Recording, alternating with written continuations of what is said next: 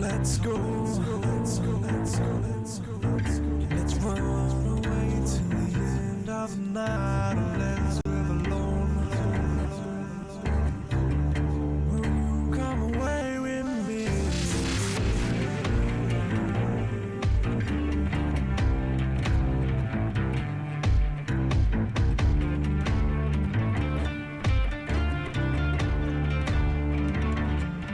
So let's go, let's go, let's go, let's go, let's go. Let's run away to the end of the night, or let's live alone.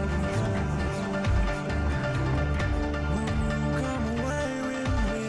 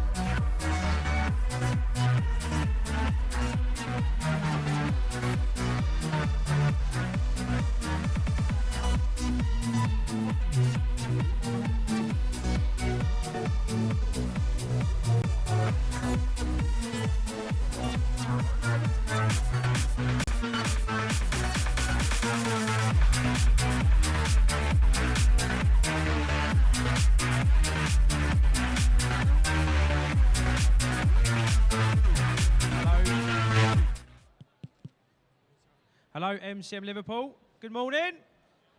Oh. Good morning. Thank you. Right. We're going to do a couple of Bean Boozled giveaways before we have Vic Mignogna come up on the stage to come and talk to us. So, who are going to be my first victims of the morning? We're going to do a hands raise as quick as you can. When I say go, we'll pick you out, come out on stage, do a Bean Boozled, win a prize. It's as simple as that, guys. Rachel, keep an eye on this side. We'll pick 3. I'll keep an eye on this side. 1, 2, 3, go. Oh, you was up. You're definitely up. Well, we've got 4. 4 up. So if you'd like to come up here, nice straight line there for me, guys. What's your name? Where are you from? Megan, and I'm from Liverpool. What have you come dressed as? Flareon. Nice. So, what's your name? Where are you from? Stephen. And where are you from? Scammsdown. What have you come as? Myself. All good, man. What's your name? Where are you from? Katie, I'm from the world. And what you come dressed as? Just myself. Nice. What's your name? Where are you from?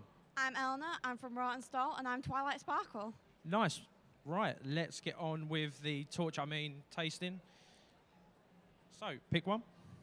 Hold it right there. Oh, actually, no. We'll mix it. He really wants that one. Oh, 2 to choose from there. Do you want to say that last one? Right, so that's peach or vomit. That's berry blue or toothpaste. That's egg or popcorn. And that one there is toothpaste or berry blue. On 3, guys. 1, 2, 3. Let's see what they get. She's definitely got the wrong one at the end. What did you get? Toothpaste. What did you get? Vomit? Oh, it's egg. Oh. Toothpaste. Nice. Vomit. Well done. Round of applause for them then, please, guys. Take your prize. Dip your hand in that bag. Thank you very much. So remember, guys, at 11 o'clock, we've got Vic Mignogna coming up on this stage. Right, so let's pick our next victims. So 3 from your side again, and I'll pick 2. We'll go for 5. Right. Raise your hands after 3. 1, 2, 3. 1, 2. Pink hat. All 3 of them. Let's go.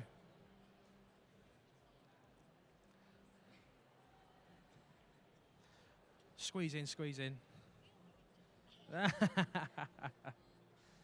Oh, we've got 5. Look at that. Right, so what's your name and where you from?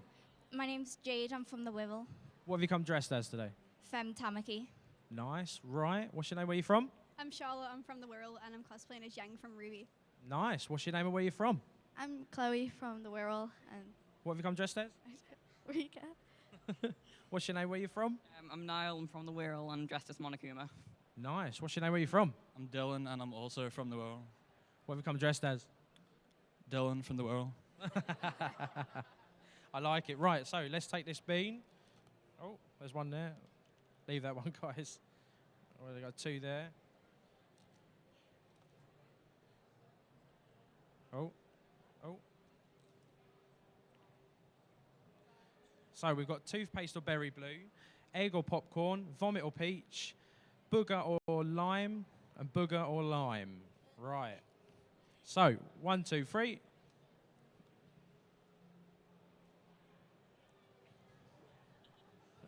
He's on the end. That's it. He's gone. What did you have? I think it was booger. Oh, what did you have? I think it was Booger. It was definitely vomit. Definitely rotten egg. Toothpaste. All winners though. Round of applause for them, please, guys. Grab your prize before you go anywhere. He's gone. That's it. Thank you very much. Got time for literally 1 more. Right, I think that's it, to be quite fair to you then, guys. We've got Vic Mignogna coming up on this stage in a couple of minutes' time. Don't go anywhere. Stay in them seats. It's going to be an absolute amazing interview. And I'll see you in a couple of minutes' time.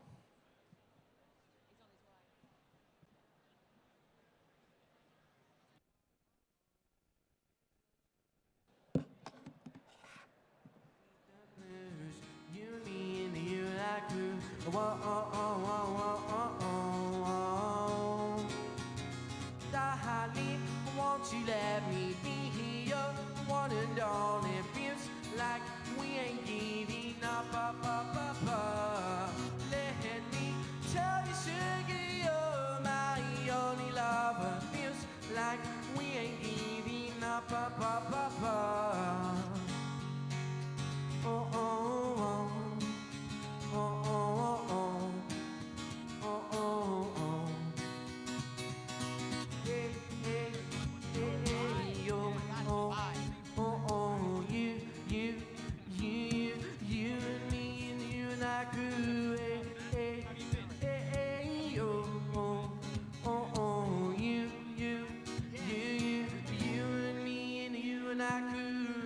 Good morning, MCM Liverpool. How are we? How are we? Come on! Vic Mignogna's on the sofa. How are you, sir? I'm great. How are you? How's everybody doing? Having a good time? What a great weekend. I love Liverpool. I love it. It's been fantastic. Has it? You've enjoyed it? Very much so. We walked around town last night and had Yeah. a great time. Had some nice dinner down at the Phil. Nice. It was wonderful. Brilliant. Good. So, have you seen any cosplayers around? Any? Oh my gosh, you guys, oh my gosh. Yeah. Some amazing cosplay. I've seen Yeah. some wonderful, you know, this is only the second year, isn't it? That you guys have had the Liverpool show. I've done several of the others in London and Birmingham and Manchester and Telford, but when I was offered the opportunity to be here, I was so excited. Because you guys, I've heard some really great things from last year, and I'm very, very happy to be a part of it. Damn right. I mean, some of the cosplays I think have been absolutely on point. I think they just, every con I come to, they just up and up their game. Yes, and there's my Crow brother right over there. Yeah, Crow, Whoa. give it up. Round of applause. Yes. So let's start off with the Full Metal Alchemist. I want to know, which of the two storylines, the original and Brotherhood, do you prefer? Ooh, okay. I've gone straight in the deep Now, end. don't anybody kill me, all right? Don't throw any swords. You know, I really have a great deal of love for the original series. The original Full Metal was, and the only way I can explain it is that was where I first met the characters, you know? Your first experience. It's like the first girl you fall in love with, you know, or the first guy you fall in love with. You never forget that first experience. And so even though Brotherhood was amazing, and most people even like Brotherhood better than the original from a story standpoint, for me personally, I fell in love with the little pipsqueak and his brother and even Mustang and all the rest of the characters from the first Full Metal. So I have a very special place in my heart for the first one. Oh, brilliant. So what aspects of the two do you like the most? You know, scenes and scripted lines. Well, you know what's funny is that when we were making the first Full Metal Alchemist, everybody fans that would come up at conventions would say, I love Full Metal Alchemist. Have you read the manga? And I would say, of course, no, I haven't had the chance. And they would all say the same thing. The manga is amazing. So I always had in the back of my mind that whatever the manga story was, it must be pretty good. When I found out that they were making another Full Metal Alchemist, I got a little worried. Yeah. Because the first one was so great, and it turned out so wonderful, and I was afraid that the second one couldn't possibly measure up to the first one.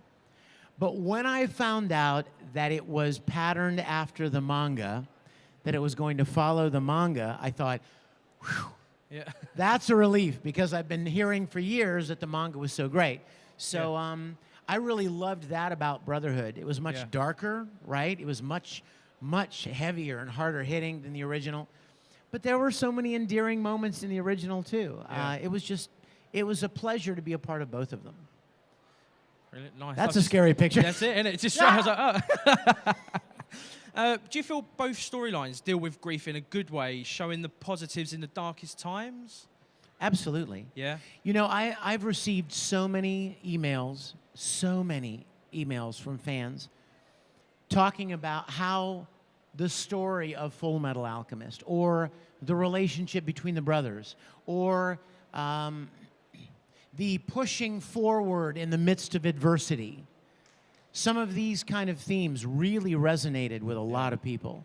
And it got them through very difficult times. A lot of people just happened to find it. Yeah. They found Full Metal at a moment in their lives where they needed a little bit of encouragement, you know? They needed to believe that they could do it too, you know? If this little pipsqueak, you know, with an arm missing and a leg missing, and his brother and these basically children, right, thrown into this big world, if they were able to push forward and make it through the tough things, then maybe you could too. And that really resonated with a lot of people. I bet. And that was one of my favorite parts of the series, was knowing that it meant so much to so many. Definitely. So how do you think the development of the brothers' relationships compared over the two stories? I feel like they were very similar. Yeah. You know, when I found out we were doing Brotherhood, I was so Yeah. excited because one of my favorite parts of the whole story was having a brother. It was just neat to have a brother. How many of you have a brother? How many of you have a younger brother? See, I always wanted a younger brother. I wanted a little brother that I could kind of be like, you know, an encouragement to, and I could teach him to play baseball, and I could teach him to do this or that, and show him how to do this, and he, you know, he would look up to me, and I would be kind of a, you know, help him out. But I'm an only child, so I don't have any brothers or sisters. So when Full Metal came out, I think my favorite part of the whole thing was that I got to have a brother. And the little boy that played Alphonse, Aaron Dismuke, was literally 13 years old when we did Full Metal Alchemist. And we would do conventions together like this, and he literally became like a little brother. And we would hang out, we would do conventions together. I would teach him how to sign his name, because he was so young, he hadn't learned like cursive yet. And I felt like for those years, I had a little brother, albeit much bigger than me. So what's your favorite quality in Edward? I guess just, I think my favorite quality of Edward Elric is probably that he just doesn't give up. I think that's a quality that all of us could use, right? When you get discouraged, how much are you able to take? How much can you bear before you give up? That's the big question, right? And I love that Ed is not somebody who gives up easily. Yeah. He's determined to do what he's set out to do, and despite whatever challenges, despite whatever's thrown his way, he keeps pressing forward. And I love his loyalty to his brother, and to the goal, and it's very inspiring. Very inspiring. Cool, man. You know what I love about Ed is that he's not a perfect hero. Do you know what I mean by that? Like, there are heroes that are just so squeaky clean, and they're just, you know what I mean? They always do it right, and they always make the best choices, blah, blah, blah. But who can relate to that? I can't. You probably can't, because in real life, people make mistakes. We fall, we stumble, we make bad choices. Yep. But the difference is whether you get up after that mistake and press forward. Definitely. And what I loved about Ed is that he is a broken hero. He's clearly the hero, but he makes his share of mistakes. He fails, but he gets back up and presses forward. I like that. Very good, my man. So when you voice record, do you do it on your own, or are you in a group? Unfortunately, we record alone. Ah. You know, I went to Tokyo a few years ago, and one thing that I wanted more than anything else was to watch them record. I wanted to see how they did it compared to how we do it. Now, when the Japanese record an anime, the animation itself is not finished yet. So they have the opportunity to perform the lines any way they want. And then the animators will draw the characters to match their performance. And all of the actors are together at the same time. It's the coolest thing. Yeah. They've got microphones lined up, and they've got big screens with the storyboards on them, and an actor will step up and will do his line, and then he'll step back, and another actor will step up and do his line, but they do it all together, like a radio play. Well, when we record anime in English, because the animation is already done, you have to match the mouth movements of what is already locked in place. That's not easy. Some people can perform and act very well, but it's very different when you have to perform within a very locked, strict cadence of mouth movement. Yeah. So you can't do it all together. You know what I mean? If you were to get us all together, me and Travis and Laura and Maxie or anybody, and we tried to do a scene from an anime, one of us would probably mess up within 3 or 4 lines, right? Because you have to get it perfect. So it doesn't make sense to try to do it all together. So we always record alone. So if you did not know that, next time you're watching an anime and two characters are talking to each other, I want you to remember that in all probability, one of those people recorded 2 weeks alone before the other guy came in and recorded the other half of the conversation. They're not actually talking to each other. Wow. And that's part of the challenge of anime dubbing, is to make it sound like you're talking to someone and interacting with them. Wow. So I've got one last question on The Alchemist. What of the deadly sins did you like the most? Is this a trick question? No. Go for it. Which Be honest. of the deadly sins do you like the most? You're not supposed to like You're any not of the supposed deadly to. sins. What's your favorite sin? Come on. That's it. Okay, I'm just going to say it. Yeah. Don't judge. Lust. Uh, I'm sorry. Lust was hot.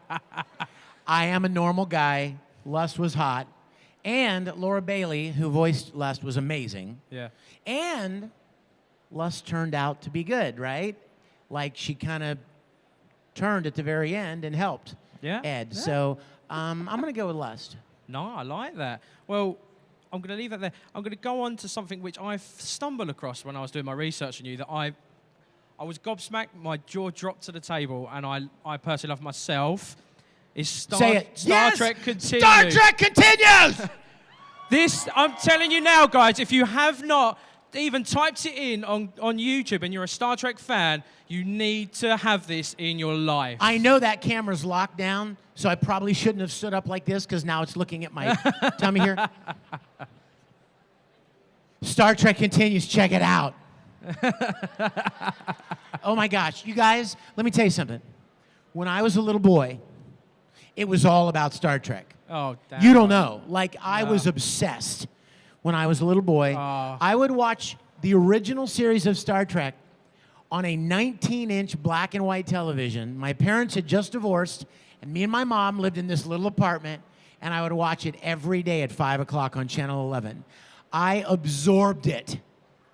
My mother hated it because I lived for it. Like, she couldn't get me away from it. You know what I mean? I would lock myself in my room, and I would build phasers and make tricorders and sew costumes. And my mother used to call it Star Trash. Oh. Because she was like, Victor, you're obsessed. So this was when I was a little boy, right? But here's the cool part. When I was a little boy and I watched Star Trek, I became inspired to try things creatively that I'd never tried before. Whether it was to make a costume or to act. I went to school and tried out for the school plays because I loved Star Trek and watched what they did, and I wanted to do what they did. I would go to the hardware store and I would buy duct tape and balsa wood and screws and nails and glue and try to make communicators. I'd never tried to make anything before. Now, the reason I tell you that is because I think you know what I'm talking about. A lot of you guys watch an anime series or a sci-fi series, and something in you says, I want to try to build that sword or that gun. And a little voice in your head goes, you can't build anything. You've never built anything in your life. But you try it, and you're good at it. Or you want to make a costume because you're inspired by a show. Well, Star Trek was that for me. So now fast forward 40 years. Yeah. And I got a bunch of people together. We've rebuilt the entire soundstage, you guys. All of it. The bridge, transporter room, briefing room, captain's quarters, corridor, Jeffrey's tube, all of it. And we've made episodes that pick up right where the original series was canceled. I don't know if you know this or not, but do you remember in the original series, Captain Kirk used to say, these are the voyages of the Starship Enterprise. It's a 5-year mission, right? To explore a strange new world. 5 years. They were canceled in their 3rd year. So my desire was to pick it up where it was canceled and finish the 5-year mission. We've won over a dozen awards. Yep. We've got over 6 million views. There are 7 full-length episodes online for you to watch right now. And here's the best part. They're free. This is pure labor of love, you guys. This is my love letter to Star Trek. This is my way of saying thank you for inspiring me the way you did when I was a little boy. We've already finished our series. The last 4 episodes are in post-production right now, and they are going to finish the original series of Star Trek and leave all of the characters where Star Trek The Motion Picture picked them up. I don't know if you guys remember that movie, some of you? Back in the late 70s, 10 years after the original series was canceled, Star Trek The Motion Picture came out. And by that time, Captain Kirk was an admiral at Starfleet. Yep. He gave up the ship and took a promotion. Why would he do that? Mr. Spock had gone back to Vulcan, left the ship. Why would he do that? So we've created these amazing stories to explain why all of the characters make the choices they do, and it perfectly bumps up against the motion picture. So please check it out, okay? Go and check it out. StarTrekContinues.com. You will feel like you found episodes that were locked in a vault somewhere for 50 years that just never were broadcast. Several people that you know. How many of you ever watched Mythbusters? You guys know Grant Imahara from Mythbusters? He plays Sulu. Yeah. Todd's a voice actor friend. Chuck Huber, a voice actor friend. See this guy playing Scotty? Yeah. Do you know why this is cool? His name is Chris Doohan. Do you know why that's important?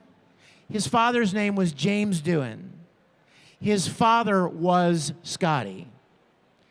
His father was the original Scotty in the original series, and he's playing his father's role. How cool is that? That is absolutely cool. Check it out. So StarTrekContinues.com. And episode 8 is being aired on the 1st of April, Still Treads the Shadow.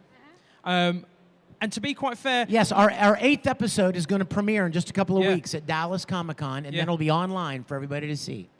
Was it daunting, though? Like, obviously, you play Kirk. Was it daunting to play Kirk? Yes. Did you... So, obviously, watching all of this original series, that was your research, or did you think, hang on a minute, I need to find a tiny bit more out of what Kirk's all about? You know what? Let me tell you guys something. Did you ever dream of doing something, but in the back of your mind, you knew you'd never get to do it? You know what I'm talking about? Like, you daydream about climbing Mount Everest, or you know what I mean? Or you daydream about flying like Superman, or you daydream about some amazing thing, but in the back of your mind, you know, well, you'll never get to do that. That's how I felt about this. My whole life, I probably fantasized about how much fun it would be to get to play Captain Kirk. Mostly because, like I said, when my parents divorced, Captain Kirk kind of became like a dad, you know, like a role model, a father figure. So when I actually did this series, and there was a lot of excitement about playing this role, but then there was a lot of, you know, a little bit of fear. Like, oh my gosh, now I actually have to do it. It's one thing to fantasize about it, right? But it's another thing to actually do it. Yeah. Definitely. So it was rather daunting. Yeah. But I love the character so much. I have such a deep respect and affection for the original series. And I think when you guys watch it, you'll see that. It comes out. I love it when people come up to us and say, you guys look like you're having such a good time. We are. We love what we're doing. And hats off to you. That I was genuinely gobsmacked and in admiration of that. Thank you. Thank you very much for that. We've even had some guest stars from a lot of other sci-fi series. Battlestar Galactica, Doctor Who. Yeah. Oh my gosh, Colin Baker. We've got some amazing guest stars coming up. Check it out, please. Yeah, go and check that out, guys. It's absolutely amazing. One last question before we end this interview, Vic. What method of acting do you prefer, behind the mic or in front of the camera? Oh, don't make me choose. Come on, Vic. No, I could never choose. You could never choose. You just love... I love creating things. Yeah. I write music Yeah. and produce and sing and anything of a creative nature. You know how they have you ever heard the phrase jack of all trades, master of none? Have you heard that term? I feel like that's me. I love doing so many different things that I'm not really great at any of them. I just love doing so many. sometimes fans have asked me, if you had to pick one thing that you do, Yeah. music or voice acting or filmmaking, which one would you pick? And I usually say I would pick not kill me. Just like I could never pick. I wouldn't want to live without doing all of them in some way. Yeah. I feel like my life is like a pie. And you've got all And there are different wedges of the pie. And on any different day, filmmaking may be this big a piece, voice acting may be this big a piece, music may be this big, and next month, maybe voice acting is this big, and music is this big. So as long as I get to do some of it, I just love doing it. I'm very blessed. I'm very, very grateful for the opportunity to do what I do. I would be doing it whether anybody noticed it or not. We're blessed to have you, Vic. To be fair, this is a great room to sing in. Do you hear the reverberation in here? Come on, Vic. Give us a blast. Come on, Vic. Oh, go on, Vic. Come Just on, a Vic. small town girl Whoa. living in a lonely world. Oh. Wait a minute, I'm taking it down. Just a small town girl living in a lonely world. She took the midnight train going anywhere. Woo! Vic Mignogna, everyone. Round of applause. Thank you very much. Thank you, guys. Thanks for coming out. Remember, like, subscribe, see Vic's face over again on our YouTube channel, MyMBuzz. Press that notifications bell as well so you won't miss out on anything. And guys, we will see you very soon. Round of applause for Vic Mignogna, everyone. Thank you very much.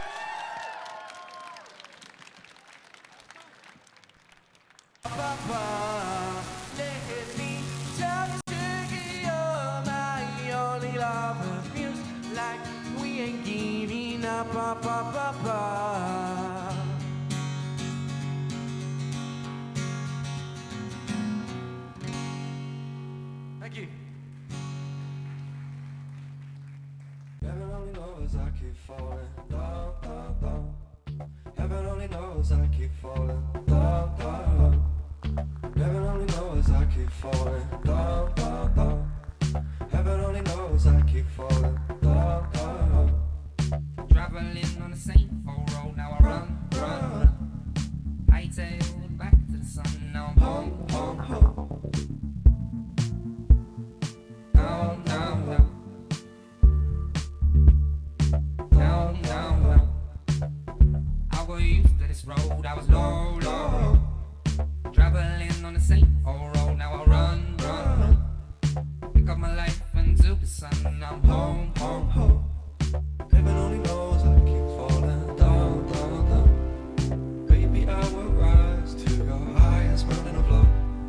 If you cannot find your way down, just run.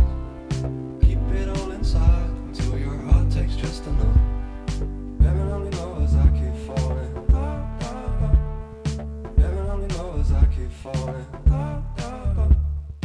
Heaven only knows I keep falling down, down, down. Heaven only knows I keep falling down, down, down.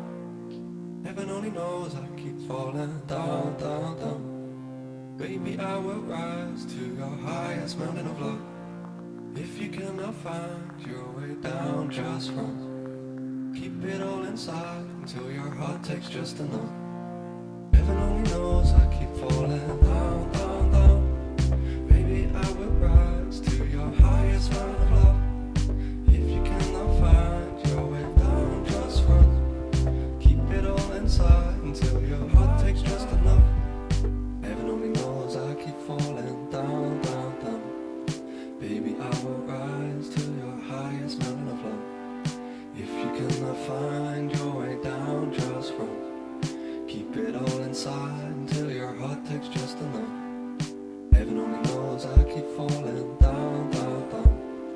Baby, I will rise to your highest mountain of love. If you cannot find your way down, just run. Keep it all inside until your heart takes just enough. Heaven only knows I keep falling down, down, down. Heaven only knows I keep falling down, down, down. Heaven only knows I keep falling down, down, down. Heaven only knows I keep falling down, down, down.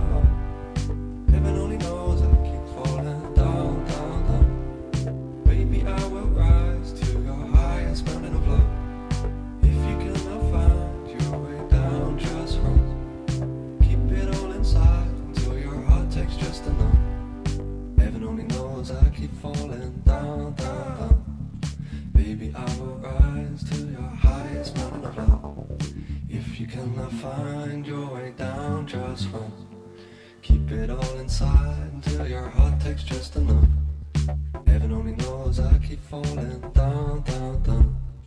Baby, I will rise to your highest mountain of love.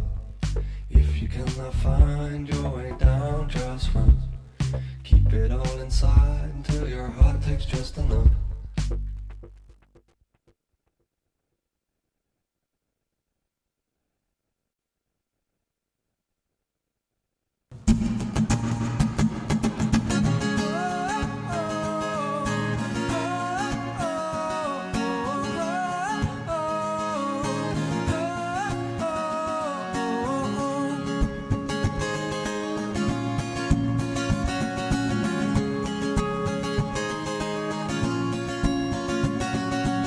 Should know much better not to fall for a girl in a sweater.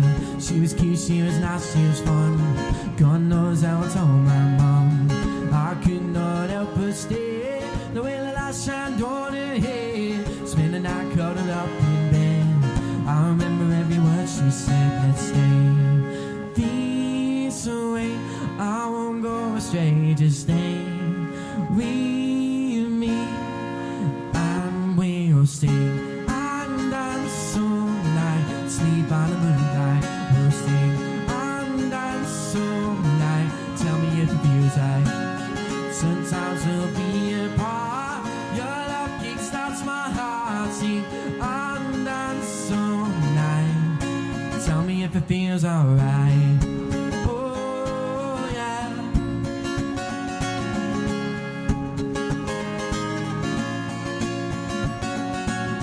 Some say some cause she's not worth it, but I think that she's perfect.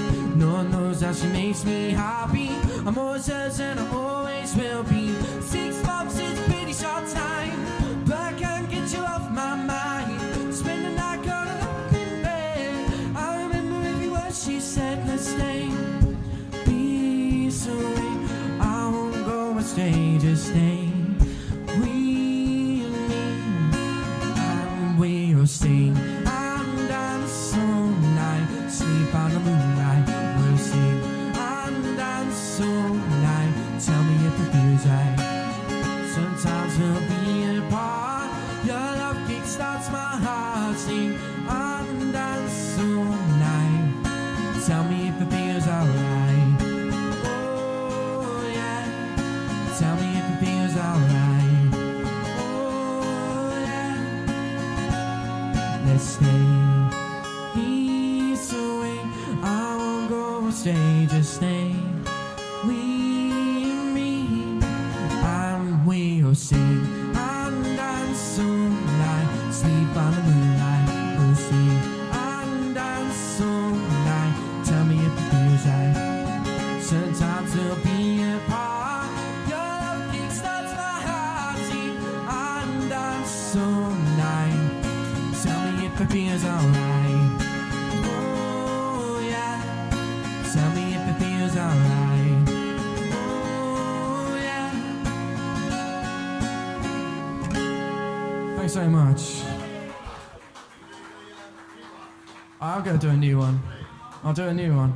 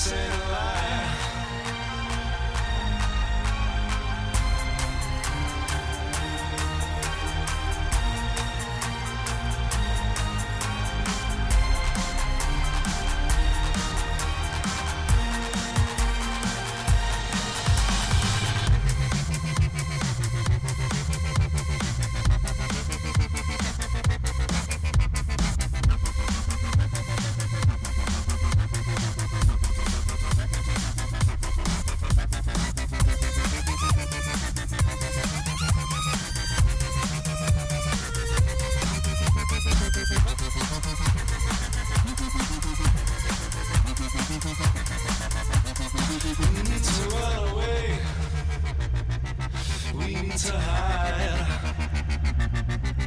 We need to tell the world this ain't a lie.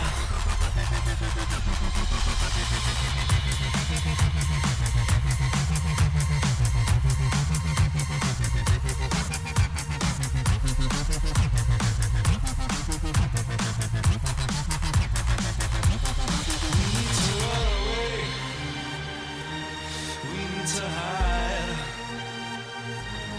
We need to tell the world this ain't a lie.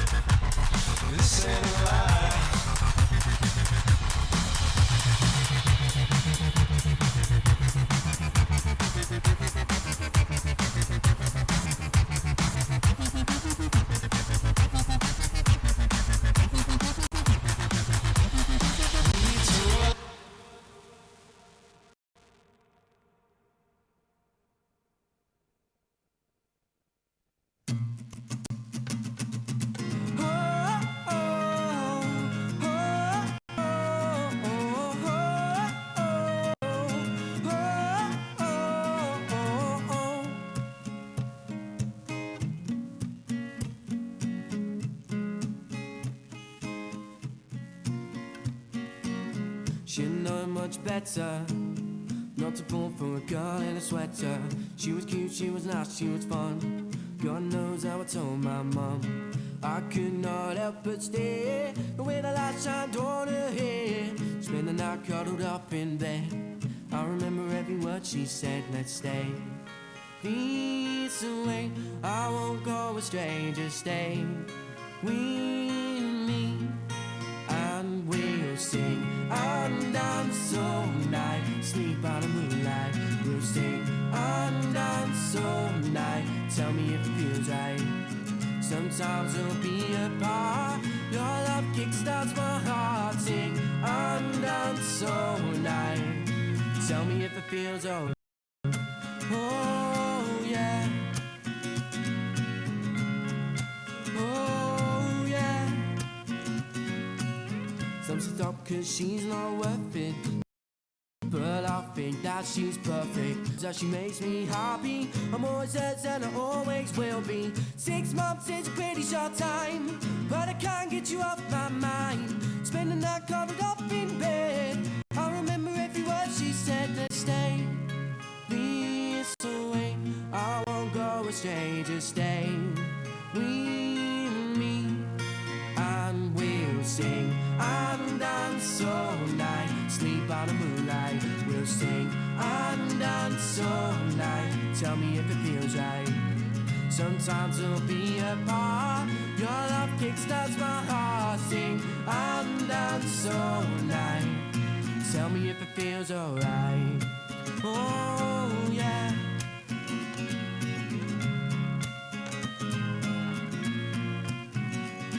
Let's stay this way.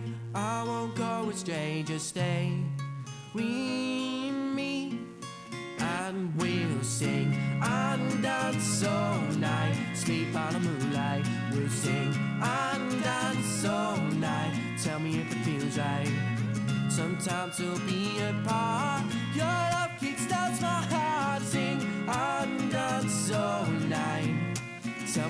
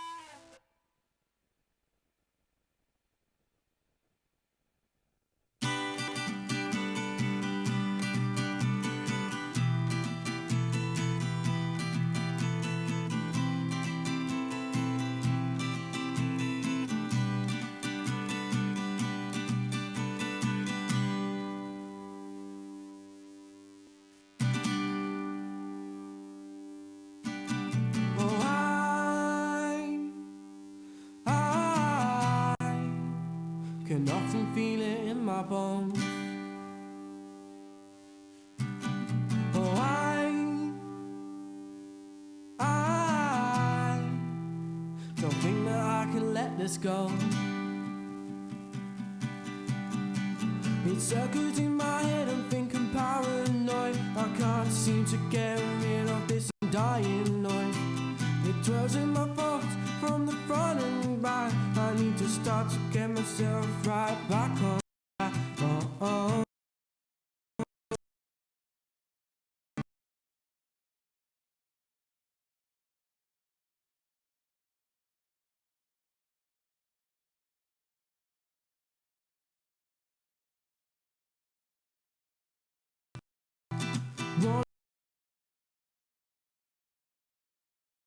Time morning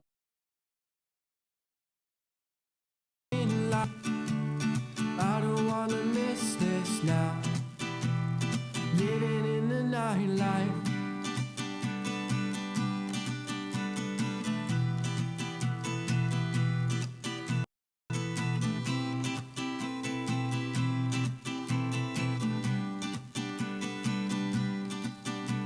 Oh,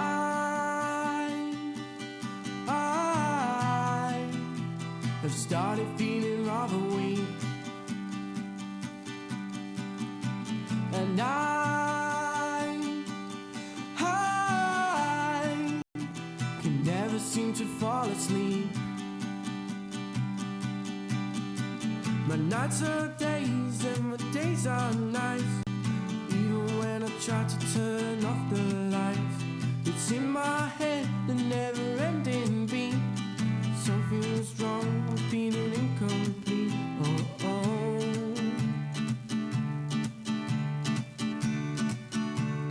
Can you hear the sound of the drums beating in my head at night? Can you hear the thunder come rolling in the naked sky? It drums until the very end, loud into the morning light. I don't wanna miss this now. Living in the nightlife.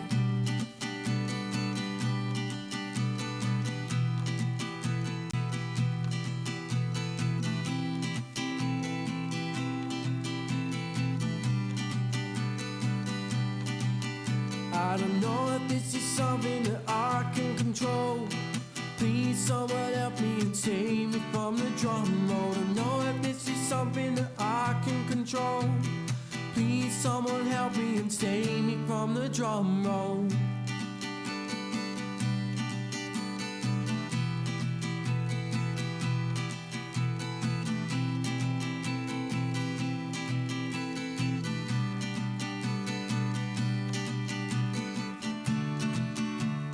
Can you hear the sound of the drums beating in my head at night?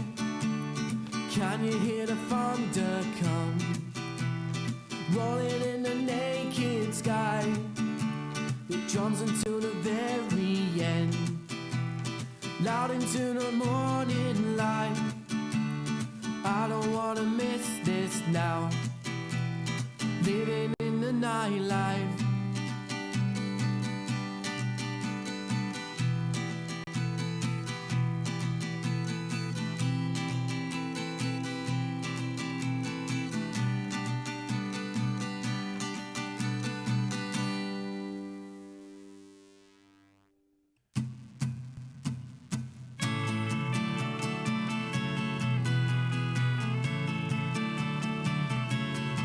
A lifetime of mistakes can never weigh us down.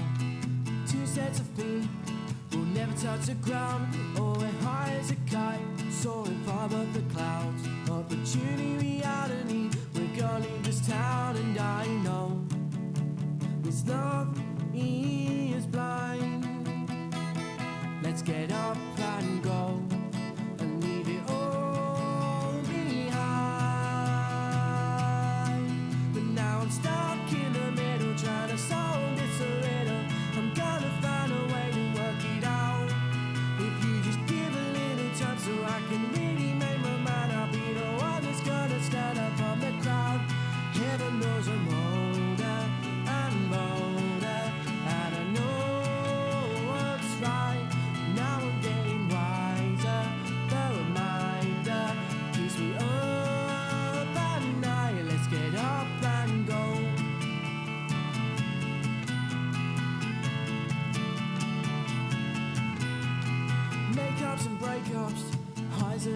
clothes. Call outs and fallouts that everyone knows. Vintage wine, covers were mine. Hold on tight, babe, it's a hell of a ride. And I know this love feels right. Let's get up and go and leave it all behind. But now I'm stuck in the middle, trying to solve this riddle. I'm gonna find a way to work it out. If you just give a little time so I can really make my mind up, be the one that's gonna stand out from the crowd. Heaven knows I'm older and bolder, and I know what's right. Now I'm getting wiser. The reminder keeps me up at night. Let's get up and go. Go, let's get up and go. Go, but now I'm stuck in the middle, trying to solve this riddle. I'm gonna find a way to work it out. If you just give a little time so I can really make my mind, I'll be the one that's gonna stand out from the crowd. Heaven knows I'm older and bolder, and I know what's right. Now I'm getting wiser. The reminder keeps me up at night. Let's get up and go. Go,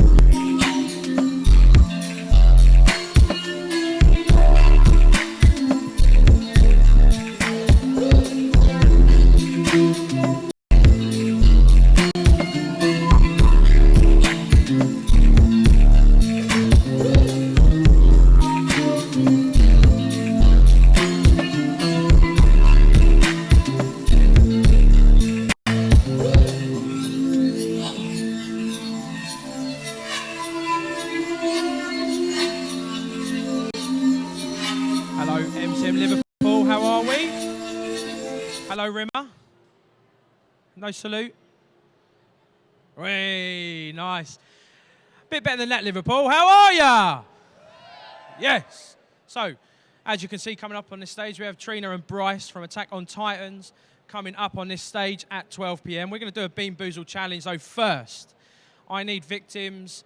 We're going to take 3 from this side, 2 from this side. When I say go, just raise your hands as quick as possible. The lovely Steph will choose this side, and myself will choose this side. Remember, Steph, 3 from this side. Right. 1, 2, 3, go. Oh, 1. Right at the back. Purple, yeah, you. That's it. Yeah. Come straight up. Stand right here, guys.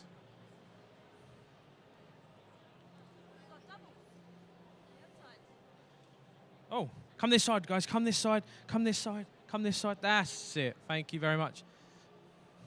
Come on. Come this side. Both of you come this side. That's it. Just line up, guys. Line up. Where is he? Is he in yet? You're supposed to be Superman. Right, so what's your name? Where are you from? Lauren from the world. And what have you come dressed as? Nothing. What's your name? Where are you from? I'm Andy, I'm from Hertfordshire. Oh, I'm from Hertfordshire. In fact, most of us are. Stevenage. And you've really put me off now. What have you come dressed as? Some widow who likes Totoro. Oh. What's your name? Where are you from? Michael the Wirral. And what have you come dressed as? A tramp. What's your name? Where are you from? I'm Ash from the world. What have you come dressed as? A cat? I don't know. That's all right. No worries. What's your name? Where are you from? My name's Harry and I'm from Thornton. What have you come dressed as? Oh, man. Like it. Right. So all we're going to do is going to get you to take a bean, hold it. I'll tell you what flavour it is, and then you can go from there. So that's egg or popcorn. That's toothpaste or berry blue. That's booger or lime. That's coconut or baby whites, and that's chocolate pudding or dog food. Right, so on 3, 1, 2, 3. Oh, confused looks. Don't tell me we got a clean sweep. What, Superman, what did you get? I am so disappointed. Round of applause for them, everyone. They've won a prize. Come and take your prize.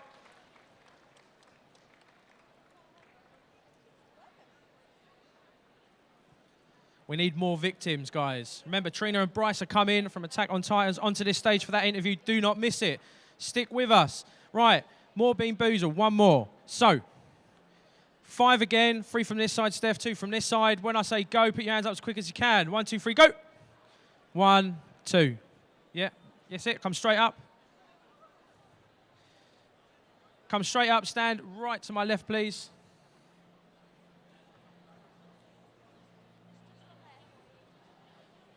Stand up right here for me, please. Right, get in the line for me, guys. Oh, what's your name? Where are you from? Lewis and I'm from Blackpool. What have you come dressed as? Me. Like it. What's your name? Where are you from? I'm Charlie. I'm from Liverpool. What have you come dressed as? An idiot who likes comics. What's your name? Where are you from? Rona from the world. And what have you come dressed as? Human incubator. Yep, I get that. What's your name? Where are you from? Katarina, I'm from Runcorn. What have you come dressed as? Someone who likes anime and manga. Like it. What's your name? Where are you from? Abby from Bootle. And what have you come dressed as? Self. I like it. Right, so we'll get these beans done. I'll tell you what they are when you pick them. There you go. That's chocolate pudding or dog food, lawn clippings or lime, stinky socks or tutti frutti, toothpaste or berry blue, and coconut or baby wipes. Right, on 3, guys. 1, 2, 3. Confused look. Oh, yes. I like it. I think it's dog food. Dog food. That all-time classic. Lawn clippings. Lovely. Socks. Lovely. Toothpaste. Coconut. Oh, we nearly had a clean sweep. Round of applause for them, guys. That's it. Come and grab your prize before you go absolutely anywhere. That's all you need to do in this game to win a prize. Remember, guys, we've got Trina and Bryce from Attack on Titans coming up on this stage in a very... I'll tell you what, here's a bottle of water. No problem. So we've got Trina Bryce coming up on this stage from Attack on Titans. Guys, don't go anywhere. Stay with us, and we'll be doing another Bean Boozled challenge after, and we'll see you very soon. Thank you very much.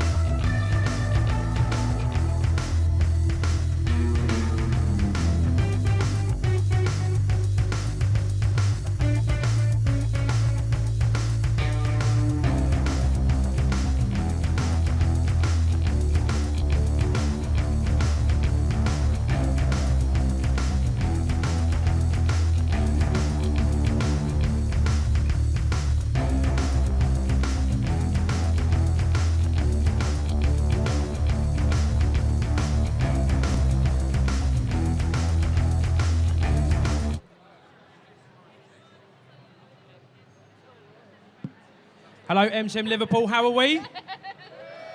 Come on, Liverpool. How are you? Yes, fantastic. Right, we are joined on stage with Trina Nishimura. I got it right. Bryce Pappenbrook from Attack on Titan. Round of applause for them, guys. Right, how are you both? Doing great. Yeah? Enjoying con so far? Yes. Yes? Yes. Any Attack on Titan cosplayers or any cosplayers in general that you've kind of seen and thought, oh my days, they are amazing? Yeah, the cosplayers in the UK in general are so on point. You guys are great. Everyone looks really, really good. And the fans here are so freaking nice. Like this guy right here, super great, super great. His dad brought him. I don't know where his dad is, but he's super cool. Yeah, Dad. And Good then job. there's this guy. Also, the parents here. You guys have such great parents. Like all the parents bring their kids. It's awesome. In America, they're like, all right, here's $20. Go. Yeah. Go for that dash down there. Go. Right. Bryce, have you found any cosplayers that you've really enjoyed? Yeah, there's been some really amazing cosplay. Yesterday, some folks came through with the full straps, and I asked how long it took, and the dad looked at me and went, 2 hours. I'm like, it's not my fault that it took so long to put them on. He's like, yes, it is. I'm like, I'm sorry. He's like, yeah, you better be. I want to apologize on behalf of Bryce and myself officially for the straps. I know they're a pain. I apologize. Just put it out there. Like, just let it go. Sorry about that. Like, maybe buy some electrical tape and just use brown electrical tape. Just use the brown electrical. That's what I would do. Totally. There you go. Creative. And you don't have to take it off every time you have to pee. I mean, I don't know how many, like, it takes 2 hours to put on. How long does it take to, like, go to the bathroom? You're like, oh my God, Trina, you're the same as me. Like, some of them I look and I'm just like, that is going to be a major problem when you go to the bathroom. Yeah, right? That is really going to be a problem. And, like, what if you need to number 2, right? Like, then you really I haven't have to gone go that and you're far. like, yeah. It's awful. So, Bryce, you play Erin, and Trina, you play Mikasa. Mikasa. Okay, I apologise for that. How did you both get into your voice roles for the series? Like, how was your approach to do this? Oh, like get into character? Yeah, get into character and everything like that. Yeah. For Mikasa, I didn't really have to do very much. No. I'm very lucky to have good friends in my life. One of them is named Ty. He's been my best friend since we were like 14. Fortunately for me and unfortunately for him. But he and I have had a super strong bond for our whole lives. And so it was really easy for me to project my relationship with Ty into the relationship of Mikasa and Erin personally. And so that sort of familial devotion and loyalty to a friend was really easy for me. I didn't have as hard of a time finding my anger as some. How did you get into character? I'm not as angry as Eren Yeager in real life. It was a really interesting experience for me because actually Attack on Titan was the first show I auditioned for Funimation for. Right. So I was extremely excited to book a role like Eren on my first audition for the company. I live in Los Angeles. Funimation is in Dallas, Texas. So the commute to work was a little different. Oh, just a bit? Yeah, just a little bit further than I'm used Yeah. to. So I would fly out to Dallas, and I actually stayed with the director, Mike McFarland, for a number of days. And we would drive to the studio every day, and Mike listens to metal music on the way to work. Oh, okay. So it would be, you know, about a half hour of driving listening to like that. And then I would get in the booth and go for like 8 hours a day. So it was awesome. And then I would leave Texas and I would still be angry and I would sit in traffic in LA and be like, "Arr!"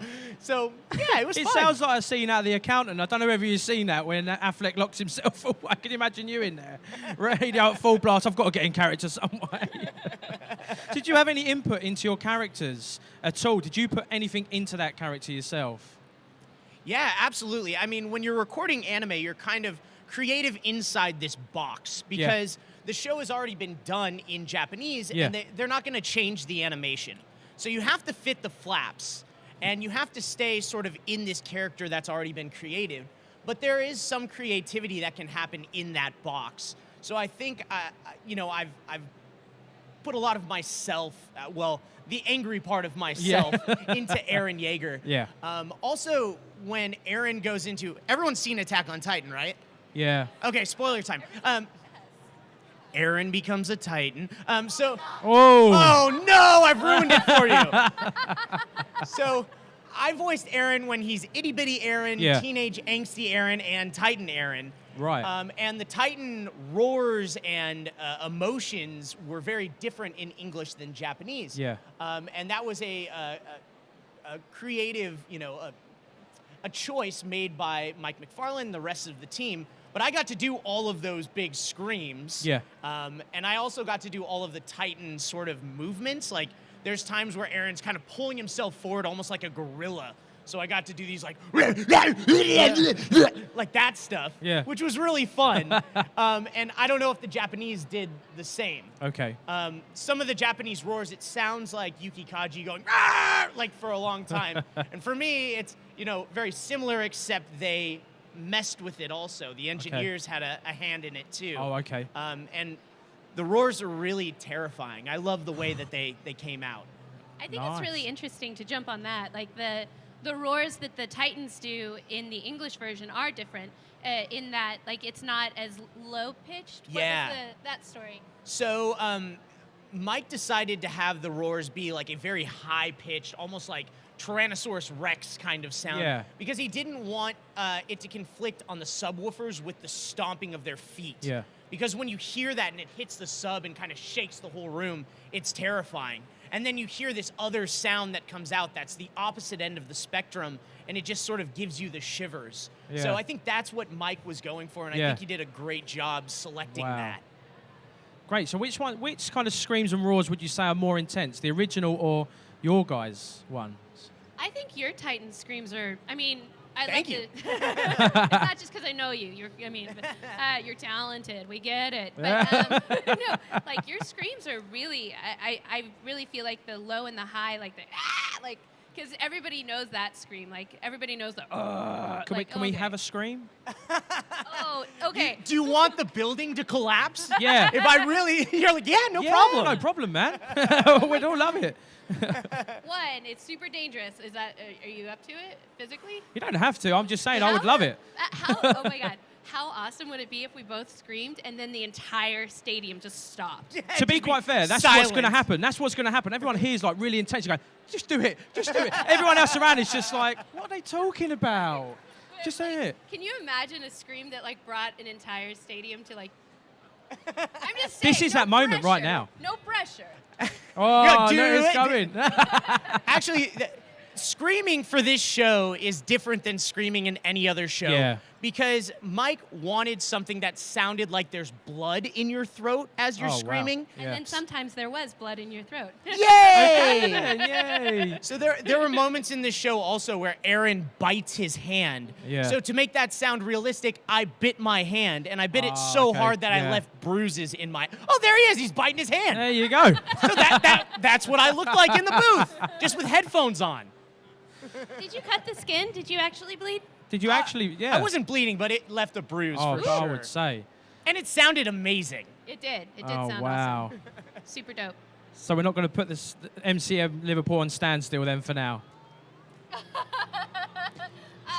Maybe later. Maybe later. Maybe later. Right. Okay. Then guys. Right. So what do you most like about the story? What's the best aspects of the story that you absolutely love? I really like and I'm sorry for those of you that were there yesterday, but I really like the way that gender roles are broken down.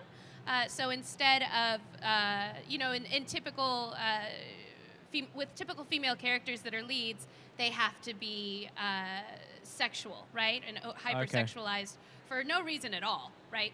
And the girl can be smart, but she can't be strong. The girl can be needs to be emotional and be like the heart of the show. And I love that Mikasa is the strongest fighter, and she isn't scantily clad, and she isn't apologetic, and she's smart and knows when she needs help from her friends. And similarly, I mean, the same sort of gender stereotypes are put upon men or boys, where you have to be cut and you have to be the best fighter and you have to, have all of these things. But Armin, for example, is emotional, and he's smart, and he's allowed to be smart as a male character. And he's not a good fighter, and that's okay because he knows when to lean on his friends. Yeah. Similarly, there's a character in the show that doesn't have a gender specification, which I think is really cool. I think it's a really amazing sign of the times that little boys and little girls and people in general don't need to fit in the boxes that society has forced us into, or if they want to be a princess, they can. Your world. Exactly. Yeah. What about you, Bryce? Anything to add on that? Yeah, I love the twists and the turns of the show. I was a fan of the show as it was coming out in Japan. Yeah. And there were about 6 episodes that had come out. Episode 5, Eren is eaten by a Titan. And I was just like, what? No. And then episode 6, he doesn't come back. I'm like, I just got Game of Thrones. and that's when I was really hooked on the show, and I couldn't stop watching. I didn't guess any of the twists and turns. And for season 2, that's right around the corner, I have no idea what's about to happen. And everyone who's read the manga, don't say anything. Don't tell me. No spoilers. So I can't wait to see more. Yeah. So what do you find most interesting about Eren and Mikasa? Right, I'll get there in the end. Don't you worry, Trina. So what do you find most interesting about both characters? I mean, Eren is a really interesting character. There's just this level of raw emotion that he has and that I had to bring to that character that I don't think any of my other characters have had.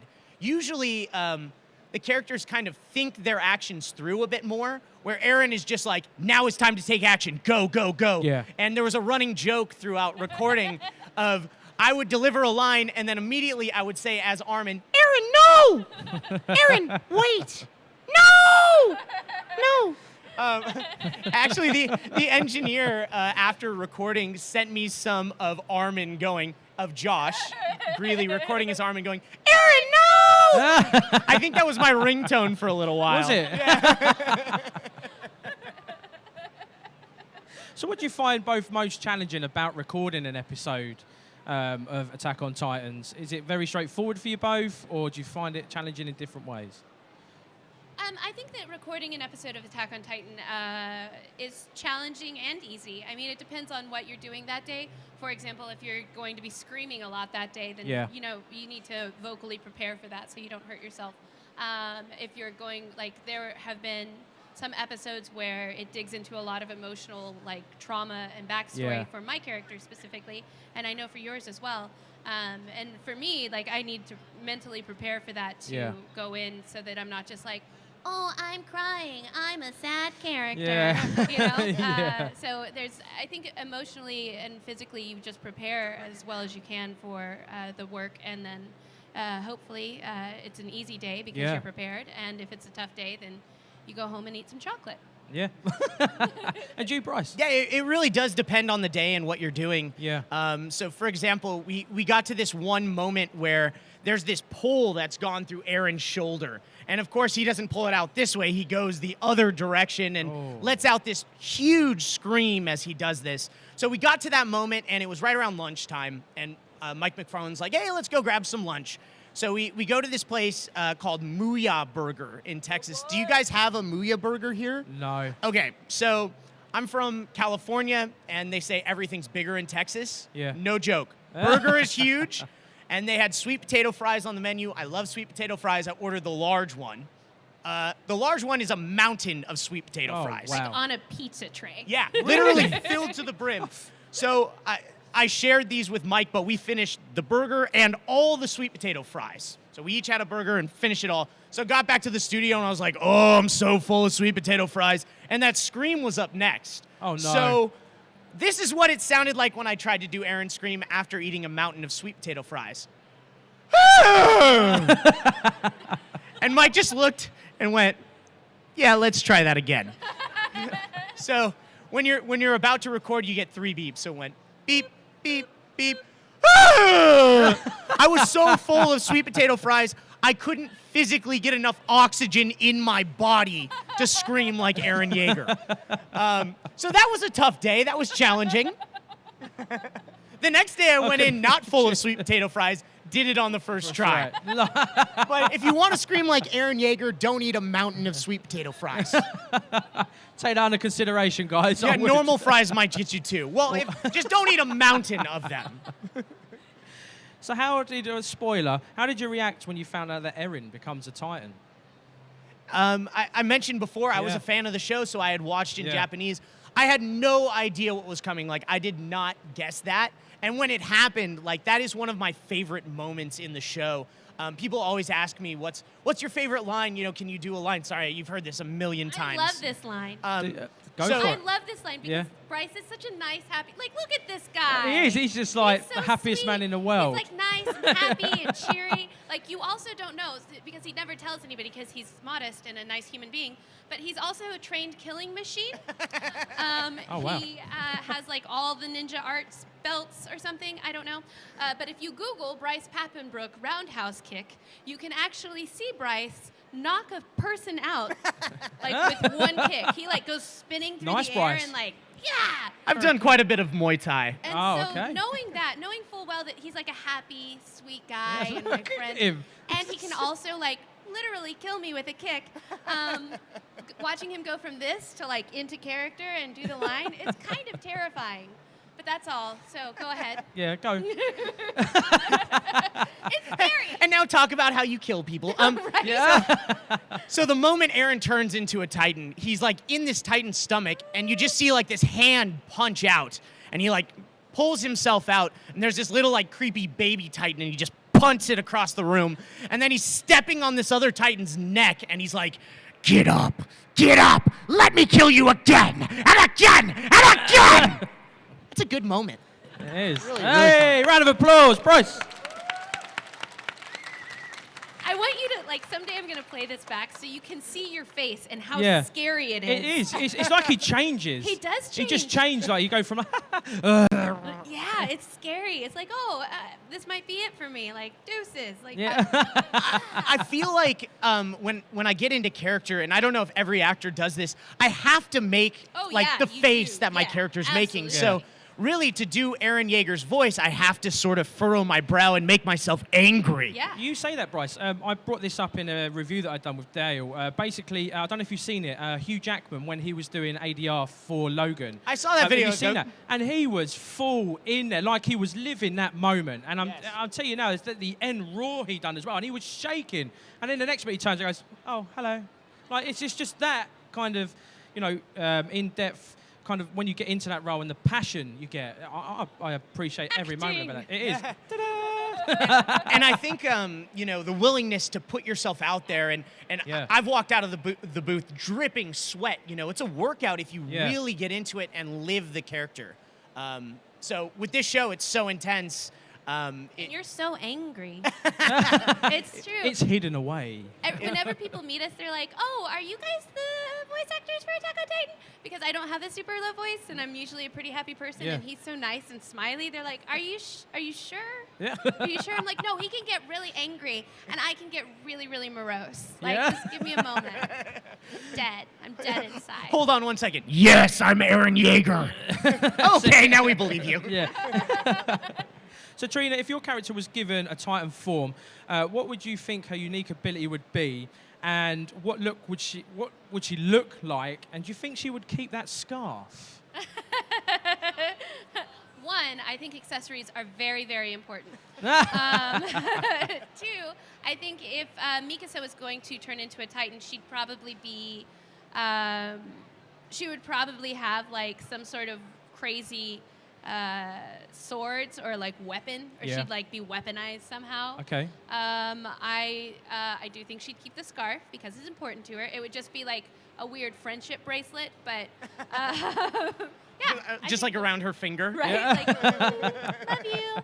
I think that would be dope. But I also know that like Mikasa, like there's no way Mikasa's a shifter. We haven't read ahead, right, in the manga. And we don't know what happens in season 2 yet either. And so I don't think she's a shapeshifter because I would really want her to be a shifter because I really want to be a Titan because otherwise you're just fodder, right? But so I would want to be a Titan, but I don't think I'm that lucky. I was just going to say, we've touched on season 2. It airs on the 1st of April. Are you both excited about that? Will you be watching? Absolutely. I can't wait to see what happens next. Yeah. Neither of us have been spoiled to this point, so please don't. So we're really excited to see what happens. Have you gotten any fake spoilers? Oh, like people trying to trick me? Like, what is your best fake spoiler that you've heard that you're kind of like, please be true?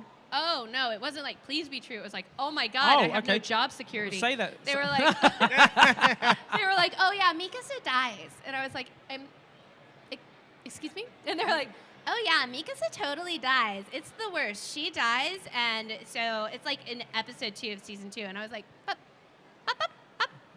Stop right there. And like, I was on a panel. I was like, I just need like 5 minutes, you guys, just 5 minutes. And I called Mike, and I was like, Mike, I'm on a panel right now. I just need to ask you really quick. Does Mikasa die? No, I'm serious. Yes, I'm on a panel. Yeah, it's inappropriate. All right, I'm just gonna. But she doesn't. Okay, thanks. Bye. That's not true. You heard it here first. It's not true. Well, I'm not sure. That's what he said. He was like, I think somebody would have told me if one of my main characters dies. I was like, I don't know. I don't know if they would. What about you? Have you got any fake ones? people have told me there's just, like, they know what's in the basement, and it's just random stuff. Oh, okay. Like, there's nothing special in there. There's like, there's like a clown costume in there. Or Look something. at the shock on his face. It's like, no, there's got to be more. Yeah, wait, we've been waiting so long. What? There's like a washer and a dryer. Yeah, it's just a normal basement. There's not. He opens the door and there's nothing. Garden tools. Yeah. Like, some of those old pool noodles, you know? So I think we're going to go for some fan questions. Yeah. If anyone has a question, guys, have a good think.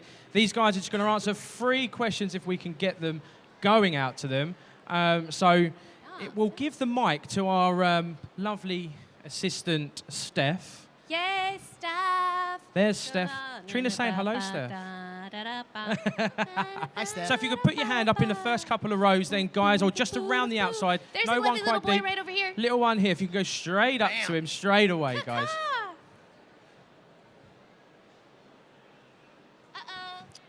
It's on. Steph, will you turn that on for him? Oh. You can have my microphone. Stand up for me, sir. Stand up. Yeah. Why did you name yourself Aiden? What's that? Why was the character named Aaron? Yeah.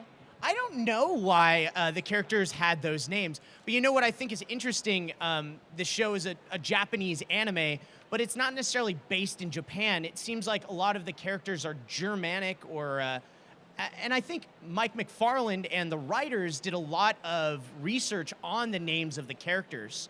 I think Aaron Yeager has some specific meaning. I think it means the hunter.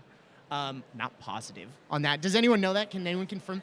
Yes. So I was like, yeah, duh. God. Yay! So I think that is going to have to do with something moving forward. I hope.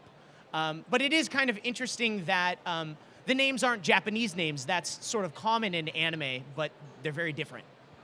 Great question. Trina and Bryce, we're right behind you. I've got a question Hi, here. Puddin'. Hi. Hi. I was just wondering, what did you think of Armin's scream? Oh, Armin screams? So the scream you're probably talking about is right as Aaron's kind of getting eaten. And Armin just, I mean, the scream that Josh Greeley let out is just so intense. It just gives you, like, the chills. And I thought it was amazing. He perfectly captured that moment, like, of being on the cusp of death and then having your friend, like, throw their life on the line for you. Like, so imagine, if you will, like, that moment and your best friend, and then being, like, saved by your best friend and watching your best friend die all at once. And then be like, okay, so now we're going to need you to put that into a scream. Like, all those feelings, like the fear, the sorrow, the gratitude, and everything else. But all you have is one scream, and the mouth is open for 5 seconds. Go. Like, it's a lot, and he's so talented. I saw something really funny online, because there's always random stuff online. Someone had taken the audio of Josh's scream, and they show Armin and a spider. And then he screams when he sees that spider. Ah! The same like super high-pitched scream. It's awesome. It's great. I like it. So time for 2 more, 1 and 2. So, oh no, we've got 1 at the back there. Were there any funny outtakes trying to go into your characters? Were there any funny outtakes going into our characters? I think for me, Mikasa was so morose and so emotional, but she did never show it. So like keeping all of that inside and then delivering lines was really hard on me emotionally because it was just so many feels. But I mean, Mikasa has so many feels and she has so much love and so much devotion and so many things, but she can't express them, right? For a multitude of reasons that I won't go into because we don't have time. But I think that like my favorite thing that would be funny in between is I would get into this place where I was so sad and I was just so weighed down. And then Mike McFarland, the amazing director, would just like slide a YouTube video of kittens playing onto the screen. He'd be like, look, Trina, cats. And I'm like, it's not real, Mike. I'm not in that life. And he's like, no, look at the cats, honey. Just look at the cats. I'm like, kitties. Like, it's so good. You? I was on pretty good behavior because it was my first time working at Funimation, and I wanted to come across as a professional and not fool around from day one. But I think the Aaron No in Armin's voice was just a running gag through the whole series of recording. And by the end, it turned into this almost like Mr. Bill, like, Aaron No! So I would just let a bunch of those out. I would just say a line and go, Aaron No. No. No! Constantly. So, next question.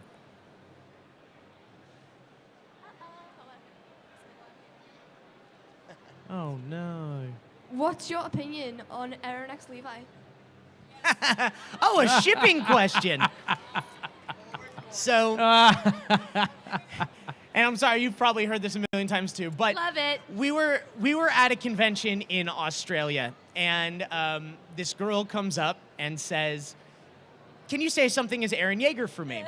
And I'm like, "Of course, sure. What would you like me to say?" And she's like, "Could you say Levi looks dead sexy in a miniskirt?" So immediately, without a beat, I looked her straight in the eye and just went, "Levi looks dead sexy in a miniskirt." Oh, God. The Levi X Aaron Round of is applause strong. for Bryce, everyone. Come on. One more question, guys. For someone else who hasn't read the manga but watched the anime, what would you want most to happen to Eren and Mikasa? Good question. I feel like that season 2 is going to get into some really like dark and difficult themes as far as like socioeconomic equality, safety of the rich versus the poor, and things like that. So I would like for it to be kind of Hunger Games-esque, because it already kind of is, right? Like I'd like for it to be Hunger Games-esque, and whoever, like the rich people in the middle of the city, and like the interior wall, the wall to end all walls, would all just be pushed out and become Titan fodder, and then like all the kids would be like, woo, we love everything, and party, party, and all the Titans would be like, we're just kidding you guys. We just wanted to eat those guys in the middle, because everyone knows the center of the Tootsie Pop is best. Bryce? It is. Truth. I want lots of action.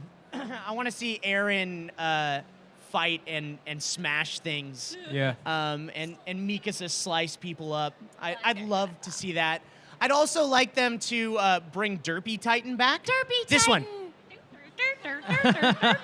I think he needs to return. He needs to have like an arc where we see like the development of Derpy Titan. I want Derpy Titan and Santa Claus Titan to have like a Three's Company situation. Yeah. You know, like it's Derpy Titan, Santa Claus Titan, Baby Titan, and they all get into like trouble. Like they all share an apartment in New York. You know? They go on crazy dates, get into adventures. Maybe they find a strange baby. I don't know. I don't know. I feel a spin-off coming. Wouldn't that be awesome? They all share an apartment in New York that's far too expensive for those Titans to afford. Maybe that'll be in the works. You never know. Who knows? Who knows? Who knows? Development. Right. So, guys, we're going to end it there. I'd like to say a massive thank you to you both, Bryce and Trina. Thank you for coming on stage and giving us your time. A round of applause for them, ladies and gents. Thank you so much. Thank you, guys. Remember, guys, please like, subscribe, share this. Go to our MyMBuzz YouTube page. Give us a good thumbs up again. And press that notifications bell so you don't miss out on anything. Thank you once again, Bryce and Trina. Thanks.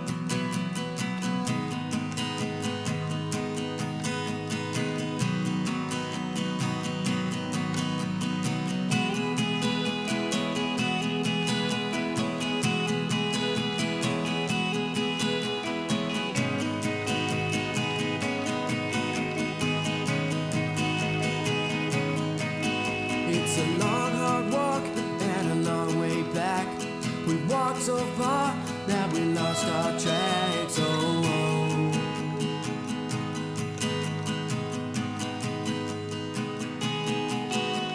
We've walked for miles and we're nowhere near the destination that we want so dear. Oh,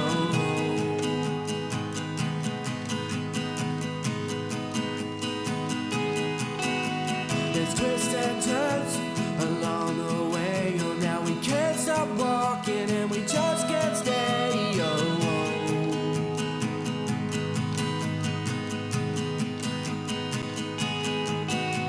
the night draws in and the stars they say, oh, they say, hey there friend, do you know the way? Oh,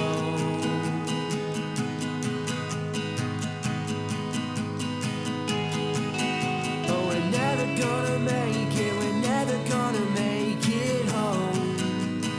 Home is where your heart lies. Never gonna make it, never gonna make it home. Home is where your heart is.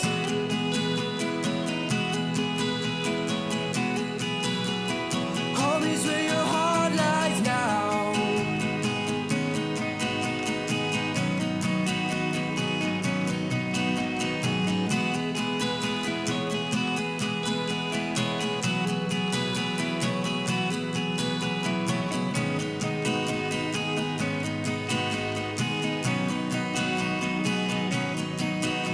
I say hello to the local man, the man with candles in his camper van. Oh, oh.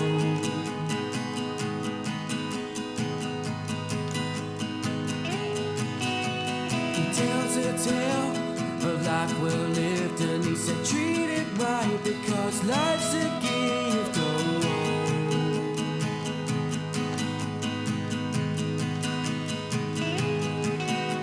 The fire's on and we're all set up for a night of joy and some sweet, sweet love. Oh, oh.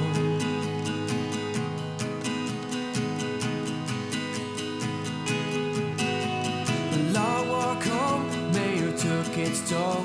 Baby, that's okay because we're not yet old. Oh, oh.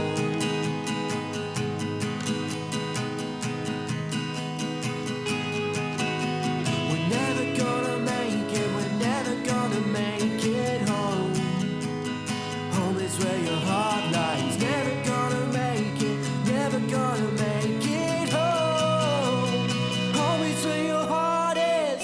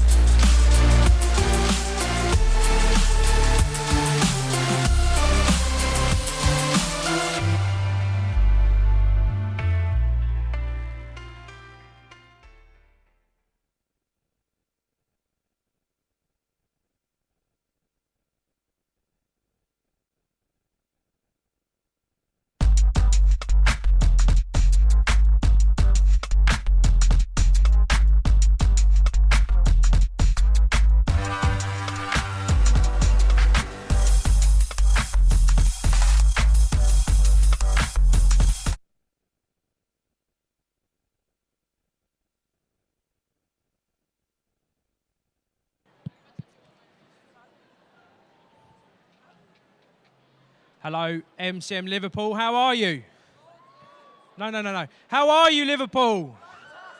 That's brilliant. How are you, Liverpool? Come on now, that's it. Right, so what we're going to do is we're going to give away some prizes just before the cosplay guys come up at 1 p.m. Stay here, don't move, it's going to be absolutely amazing. Right, so what we're going to do is I'm going to count to 3, shout go, put your hand up as quick as possible. I'll get 4 or 5 of you up, as many as we can, get you up on here so you can win a prize and taste one of these lovely Bean Boozled jelly beans. Right, so after 3, 1, 2, 3. Oh. 1 there, that was a loud scream, so get up here. 1 over there, 1 at the back over here. We'll go with the red one there. Right, if I pointed you out, jump up on stage then, please, guys, all along the front here.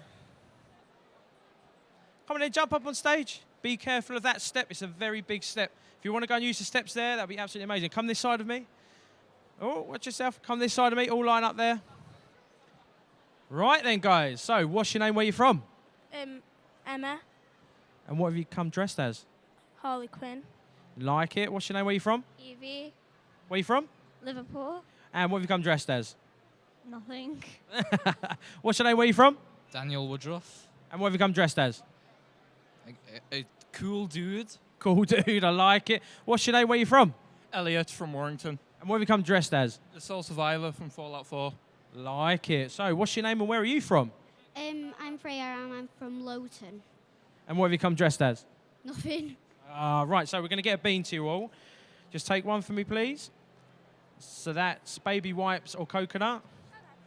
That is stinky socks or tutti frutti. That is egg or popcorn.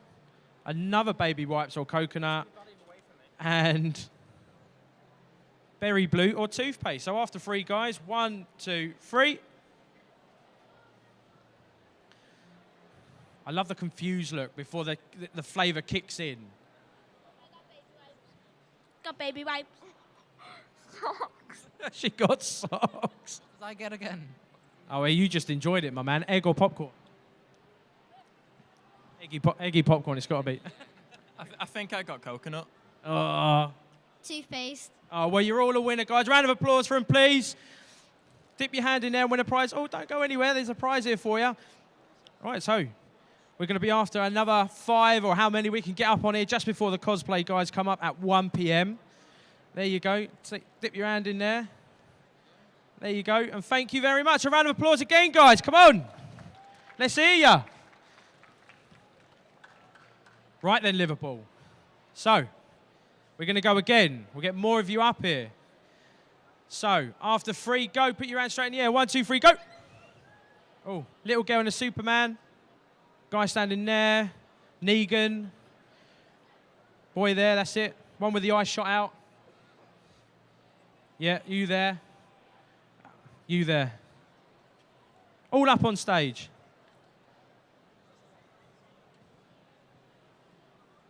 That's pretty horrific, man. Right, so what's your name? Where you from? Thomas Rumney.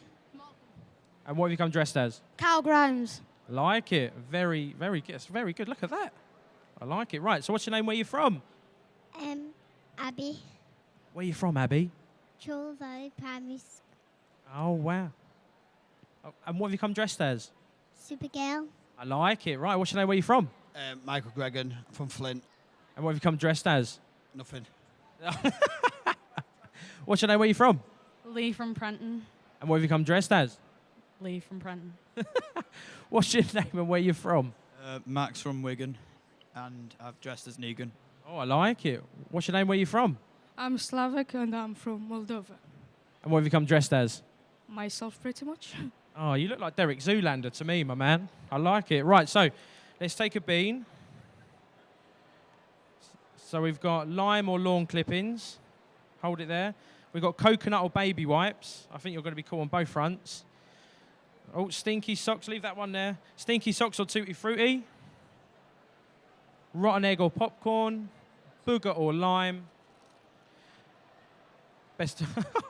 You didn't have a good choice. You had stinky socks or tutti frutti or dog food or chocolate. So you got the stinky socks. Right, 1, 2, 3.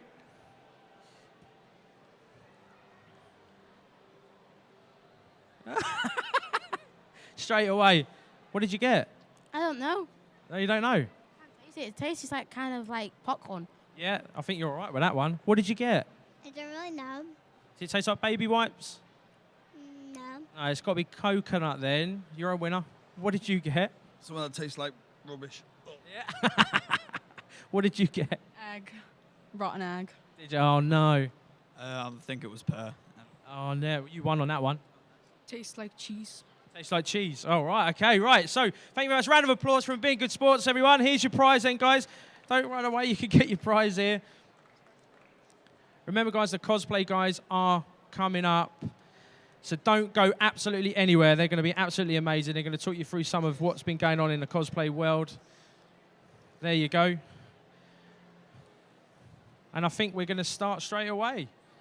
Right, so stay there, guys. Do not move. We've got cosplay coming up, and we'll see you in a few moments.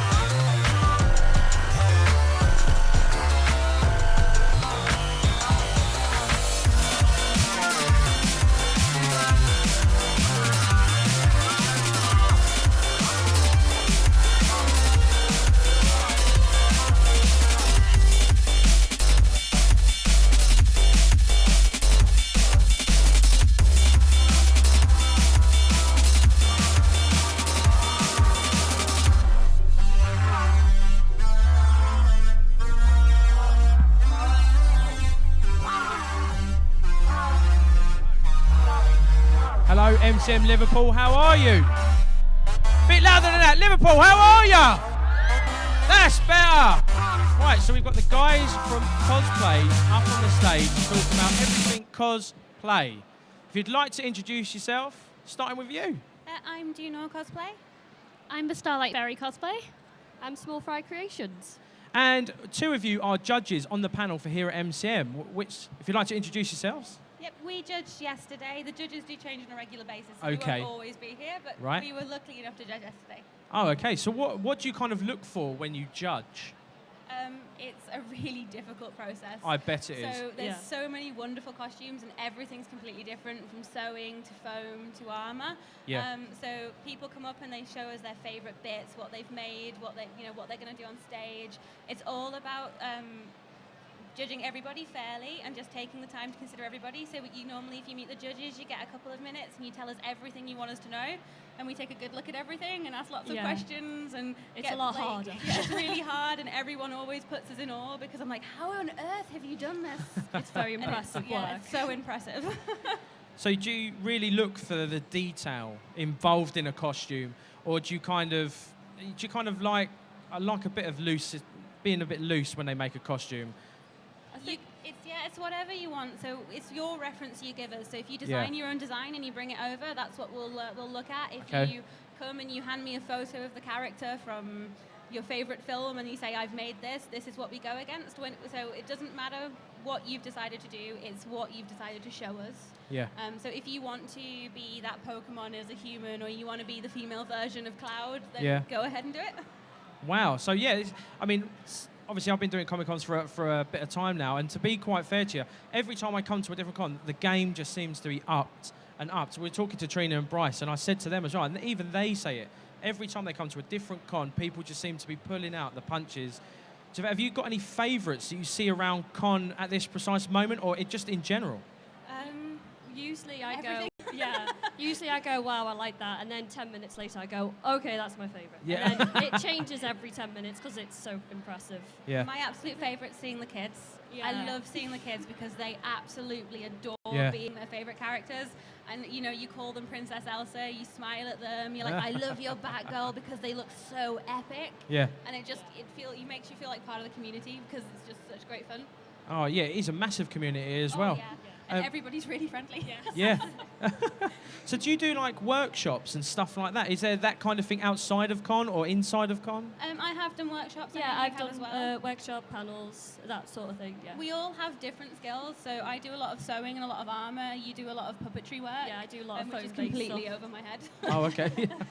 So it all depends on what you want to do. So a lot of it is people message us and we help because we want to help.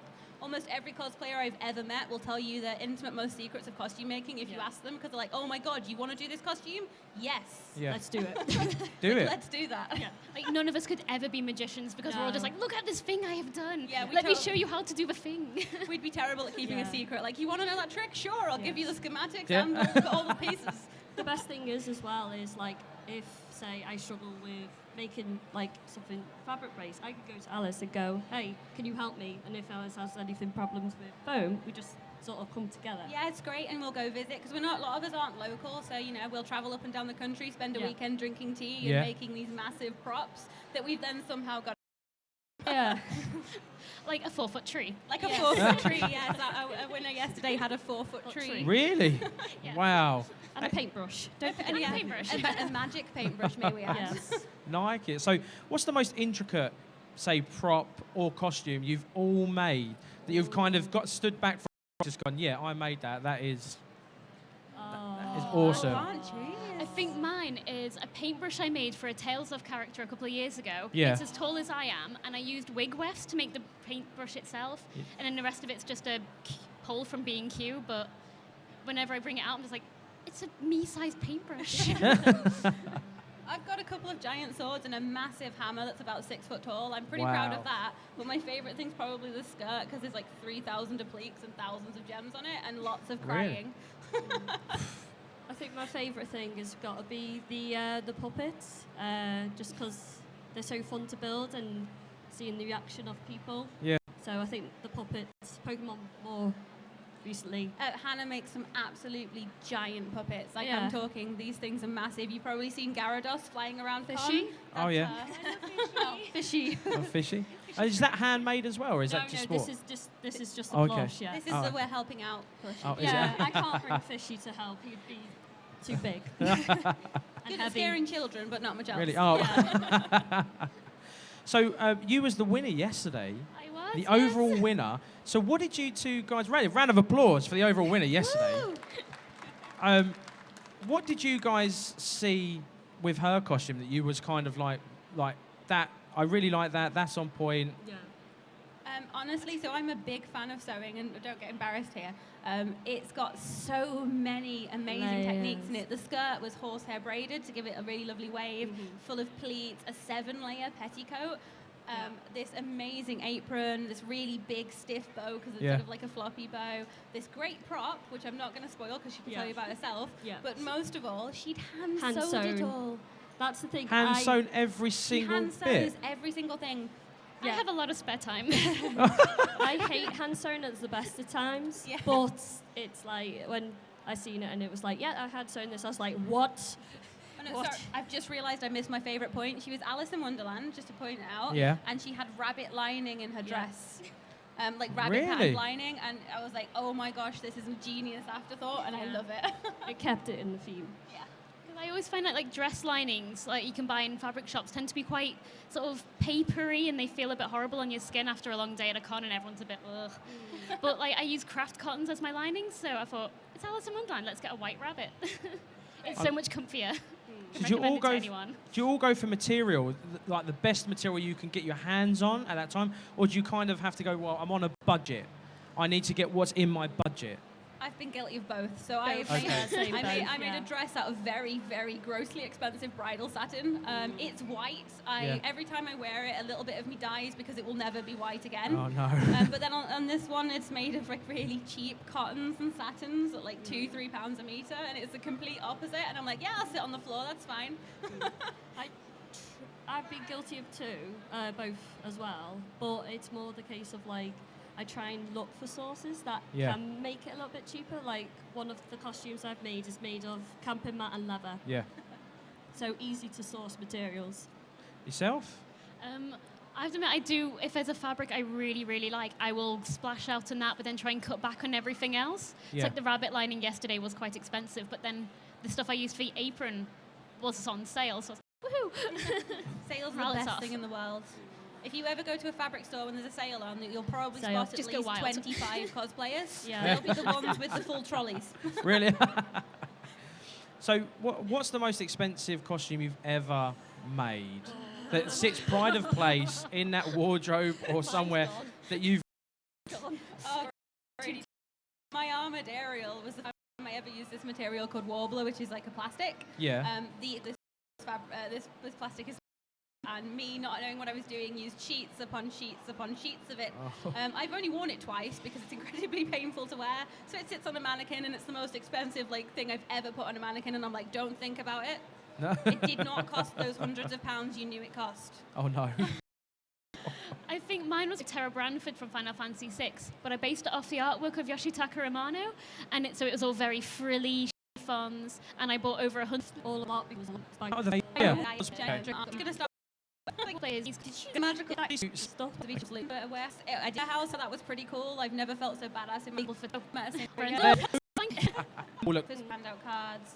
A lot of it's social media based, so you will get messages on your page going, "Oh, I think I bumped into you. Is this you?" Yeah. And sometimes it's not your costume. Sometimes it is.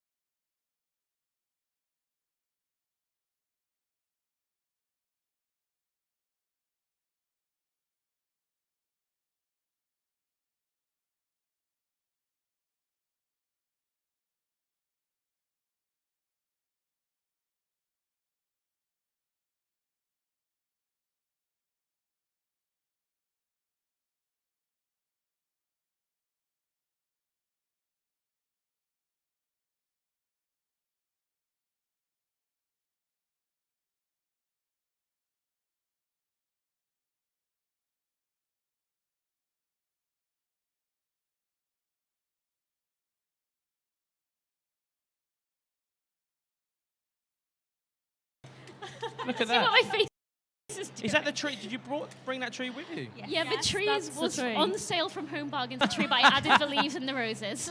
Well, it goes with it. I mean, that's really good. So on there, what was it all fully? You made all of that from head to toe yourself? All the or dress and everything. That's Yeah. everything? Except the shoes. Hand sewn. They're on sale at New Look. Wow. About cosplay, pleasure. Stairs or the escalators, So but it's a great. even if you want to get in cosplay, all right, that's all the time to.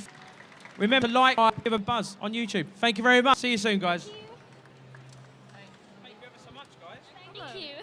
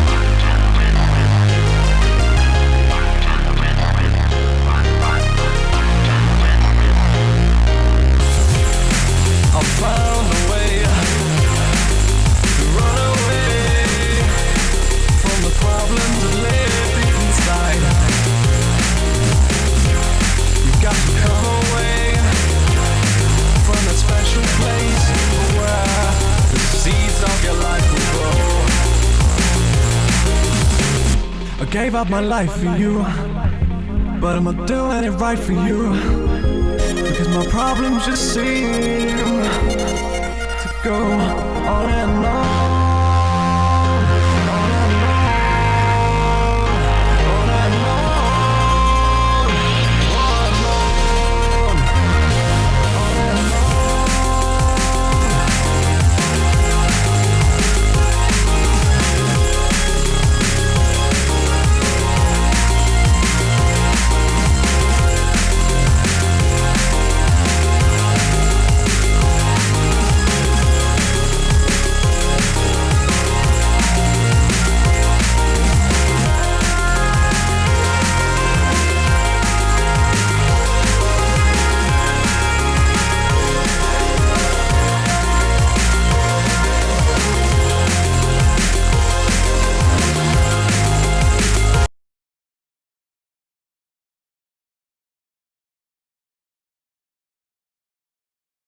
Gave up my life for you, but I'm not doing it right for you, because my problems seem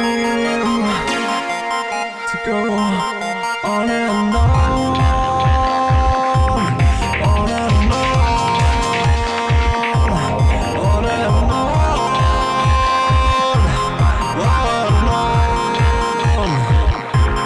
on and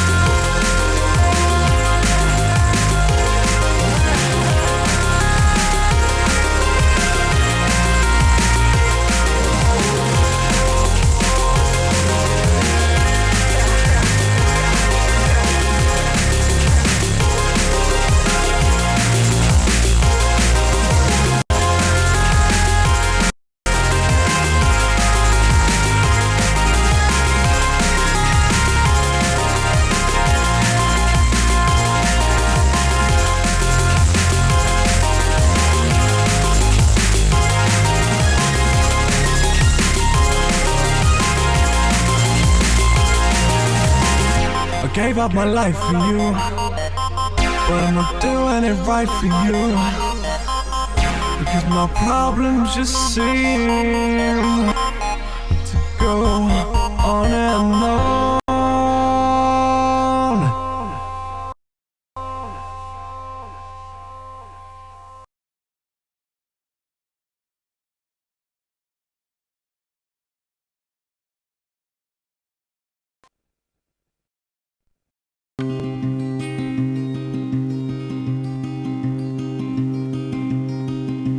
Letters sent and thrown away, haven't got a word to say. Ticking boxes pave the way, all in a day.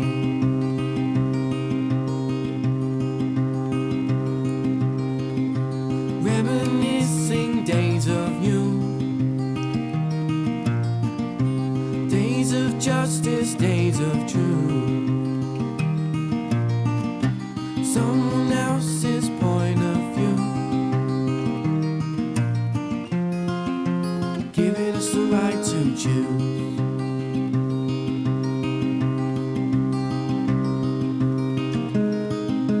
Sign of the times, sign of the times, making up minds and choosing.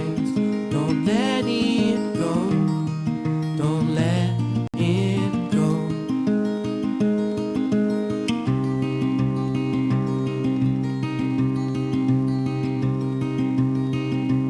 Desperation fills the air, bringing people to despair. On the streets now for our rights, giving us the chance to fight.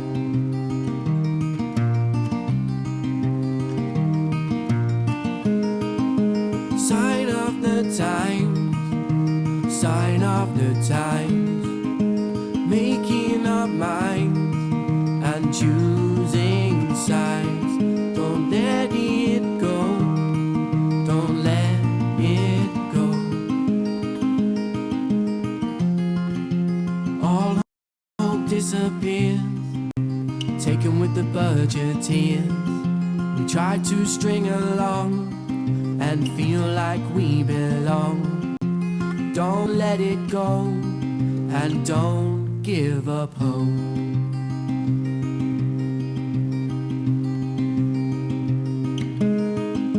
Sign of the time, sign of the time, making up minds and choosing sides.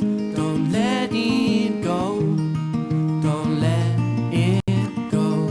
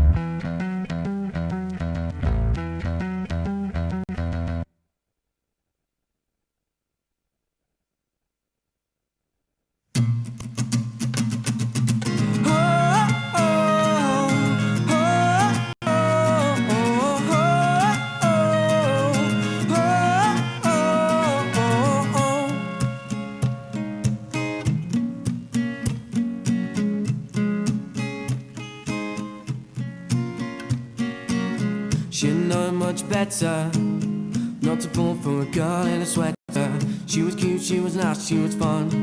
God knows how I told my mum. I could not help but stare the way the light shined on her hair. Spend the night cuddled up in bed.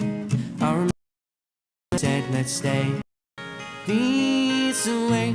I won't go astray, just stay with me. And we'll sing and dance all night. Sleep by the moonlight. We'll sing and dance all night. Tell me if it feels right. Sometimes we'll be apart. Your love kickstarts my heart. Sing and dance all night. Tell me if it feels alright. Oh yeah. Oh yeah. Some stop cause she's not worth it, but I think that she's perfect. No one knows how she makes me happy. I'm always hers and I always will be. 6 months is a pretty short time, but I can't get you off my mind. Spend the night covered up in bed. I remember every word she said. Let's stay this way. I won't go astray, just stay with me. And we'll sing and dance all night. Sleep by the moonlight and dance all night. Tell me if it feels right.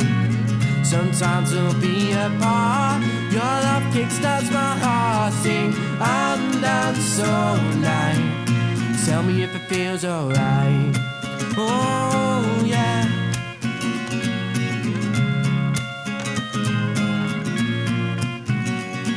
Let's stay this way. I won't go astray, just stay with me. And we'll sing and dance all night. Sleep by the moonlight. We'll sing and dance all night. Tell me if it feels right. Sometimes we'll be apart. Your love kickstarts my heart. Sing and dance all night. Tell me if it feels alright. Oh yeah.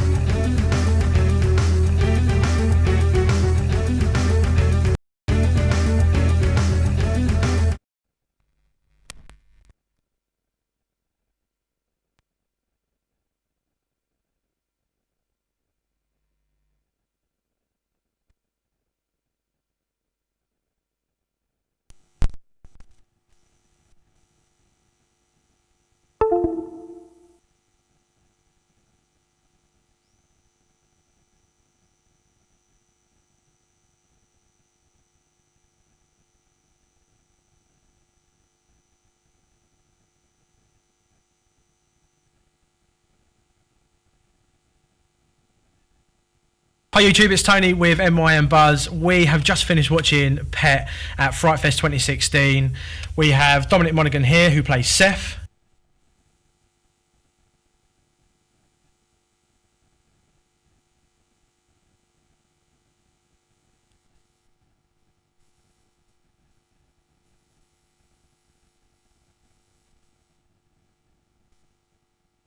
Hi YouTube, it's Tony with MyMBuzz. We have just finished watching Pet at Fright Fest 2016.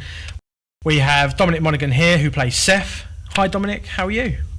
All good. All How's good. Fright Fest been? Fright Fest has been good. Yeah. I got here yesterday. I Okay. leave on Monday, so it's been a bit of a whistle-stop tour. I'm a little jet-lagged Yeah. today. Yesterday was fine because first day you just kind of Yeah. on the adrenaline thing, but today definitely feeling Catching it up, yeah. post-lunch. Yeah. But that's all right. I mean, I'm around a whole bunch of movie nerds, and which I count myself one, so it's inspiring to be around those people, so I feel all right. Great. So we're here to talk about Pet. Mm. I've seen it. I loved it. So many twists and turns. Yeah. Your character Seth. What an emotional roller coaster he put me through, as well as obviously Kenzia as well, who plays Holly. The first thing that kind of struck me was with your character was the voice. Right. It was like you're talking to me now, and I'm kind of like you've still kind of got that kind of twang that Seth had. Right. But did you do any kind of voice preparation for the role? I think my voice moves around quite a lot, you know. I'm from Manchester, so, you know, when I was 17, I used to talk like this all the time, just thought I was trying to sound as much like Liam Gallagher as possible, you know. Yeah. But being an actor and moving to the United States and living there for the past 12 years, it's very important to be understood there. Yeah. They need to understand what you're saying, otherwise they dismiss you out of hand. So I found that the slight mumbling ways that Mancunians have and the deep voice didn't go across very well. So I found myself talking a little bit more like this. Slowly, clearly. Yes, and enunciating everything. Oh, okay. And the thing about Seth that I found really interesting that we hit upon quite early was that he's interested in the minutiae, Seth. He's interested in the little things. You know, that's why you have those shots of the blood with the cereal bowl. Yeah. And him looking very intently online, and, you know, the stalking, the following, you know, he picks up on things very quickly. So because of that, I wanted him to talk with a lot of intention, you know. Okay. So that's why Seth kind of has this thing where he talks like that, you know. He kind of stops in between his sentences. That really creeped me out. That's cool. Thank you. There's a rhythm to that. Yeah. So it was a character choice, you know. Also, you know, obviously I don't want to give too much away to the people that are watching this with the movie, but there is a sense that Seth feels that he's giving Ksenia's character, Holly, a lecture. You know, he's teaching her something. Yeah. And a lot of times when you're listening to a teacher, you know, they don't throw away their words. You know, he thinks that what he's saying is very important, so it's like, you need to listen to me. You know, that type of thing is a character choice. So yeah, man, it was fun. So what was your kind of first reaction after you read the script? Like, you've sat there, you've read that script. What was your emotions? What was you feeling? I read it a long time ago, probably 2003, something like that, when it was first offered to me, and we were supposed to do it back then, and it didn't work out, and then it kept coming backwards and forwards. As is the case with any great script that you read, you just want to be in it. You know, I just wanted to be in it. There's no other part in it that I could play apart from Seth. And Jeremy Slater, who wrote it, told me that he wrote the character based on my character in Lost, which at first I didn't believe, but then the more I became friendly with him, the more I realised it was true, and why would he make that up anyway? You know? So I just wanted to do it. You know, I immediately called my agent and said, how do we do this? And we tried to get it done in a few different ways, and it just didn't quite work out until last year. So I've been associated with this film for, what, 8-9 years now, something like that. Wow, and then it just comes to fruition to get it. Yeah, you don't read a lot of great scripts, and also, in the position I'm in, excuse me, you know, a lot of times, if I've read a script, it means that 15 people have read it before me and said no. So you think, well, why would I do it if all these people that I like, my peers, who are in more exalted positions that I'm in, have said no? But the thing with Pet was, because Jeremy had written it for me, he sent it straight to me, which meant that I got to read it first before everyone else. And when you're in that position, you're like, right, let's do it. That's it, definitely. You're in pole position. So I was very, very motivated to do it, very passionate about it.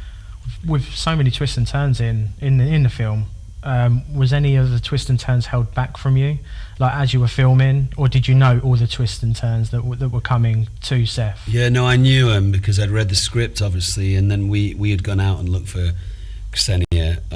So I had gone backwards and forwards with the script and broken it down a lot. Obviously, reading it for the first time, I didn't know, and we had 3 screenings yesterday, and I came in a couple of times in the screenings and kind of stood behind the barrier there and watched the audience, didn't watch the screen, I watched the audience to see how they would react to some of those moments, because that's when you know if you've got an audience or not, is when it, you know, reveals something like that. You want that moment for people to be wow, whispering something to their friend, or like, oh shit, I had no idea. And it seems that we've achieved that. So that's really all credit to Jeremy Slater, the writer. It's a fantastic script. So with Kenzia, you had a lot of intense scenes with her. How was that with you both? Was it good? Did it go to plan every time, or was it kind of one take stuff? Or we didn't have a lot of time. We filmed it in about 25 days, which is very short for a feature film. Most feature films are at least a month, if not 6 weeks. Ksenia is great. She's really cool. She's obviously very smart, very intelligent, beautiful lady. She and I both bonded on music and movies, which we're both kind of geeks about. And I kind of played it not completely like Seth, but a lot of times like I wanted to have her feel that if she needed anything, I would help her out with that. So when she's locked in a cage at any point, I'd be like, can I get you a drink? Do you want some water? Do you want some food? Do you need anything? Get you a book. I'd bring her her slippers and a dressing gown and stuff like that. So I wanted to kind of dote on her a little bit. And also we hung out. I didn't hang out with anyone at the weekend while we were filming, apart from Ksenia. I would say, if you want to hang out, let's do it. So she'd bring a dog over and we just hang out. And I kind of made her boss, because in that situation with Seth and Holly, Holly's really boss all the time, even when she's in the cage. He doesn't realise who he's messing with. You know? So I wanted to play around with the real life elements of that, and it's very easy to be enamoured with Ksenia because she's smart and beautiful. Was she really bossy then? Was she when you gave her that kind of like bit of rope to be a bit bossy? Did she take it up on that? No, not really. Or she's still just really nice? Yeah, no, she's very sweet. She wasn't demanding in any way, and I feel like she was almost kind of a mirror for the way that I acted. I like to do a very minimal amount of rehearsals and put most of it on camera. So my take one is usually that I just know my lines. I'm still reaching for it. And then for me, I've always felt that the magic, the takes that I like the most is probably take 2 or take 3, and then I'm done. I don't want to do any more than that, Move on. I've kind of done it. And Ksenia was the same. She was like, let's just smash it, like take 1, let's see if we can find it. And by the time we get to take 2 or 3, let's have it done, because we didn't have a huge amount of time. So we came prepared. We were full on with each other. We kind of, there was some violent scenes, some crazy scenes. And she's a tiny girl, Ksenia. She's only 5 foot, if that. Wow. And I just said, let me know if I'm hurting you or if everything's okay. And she was like, just do it. I'll deal with the bruises later. So she's tough. So how much did you explore your character itself beforehand? So you obviously read the script. How much did you kind of do outside of, you learned about your character and explored him? Yeah, I looked after a few of my friends' dogs for weekends, because obviously he's a dog fan. So I definitely explored that relationship. And then without wanting to get too creepy, I am kind of a serial killer expert. I don't like serial killers, that came out. I'm interested in the psychosis of a serial killer. So I have serial killers who I'm interested in more than others. Okay. Probably Ted Bundy being my favorite. I like Dahmer. I like a guy called Chikatilo. There's a guy called Peter Curtin from. Who's Chikatilo? Obviously the name just struck me, but Chikatilo was this guy from the Czech Republic who was kind of a ghoul who would kill people and crucify them and dig them up and eat them and stuff like that. Nice. Interesting chap. Yeah, very interesting. Very interesting chap. So Dennis Nielsen as well. I read a lot about that, Jeffrey Dahmer, and just some of the, all those guys in a lot of ways were loners. All those guys had neglectful relationships with their parents. So I explored that, watched a lot of crazy movies. As I said, isolated myself apart from Ksenia. So the only real human interaction I ever had was with Ksenia, and I think that helped. Absolutely amazing. Well, thank you very much, Dominic. It's been absolutely amazing talking to you. Cool. When is the film out again? It's out in February. We've yet to come up with an actual date in February, but I'm sure by January we'll start to do a little bit of press and you'll hear about it, and then it'll be out in February. Thank you very much then, Dominic. Thank you for your time. Thanks, man. Cheers. Guys.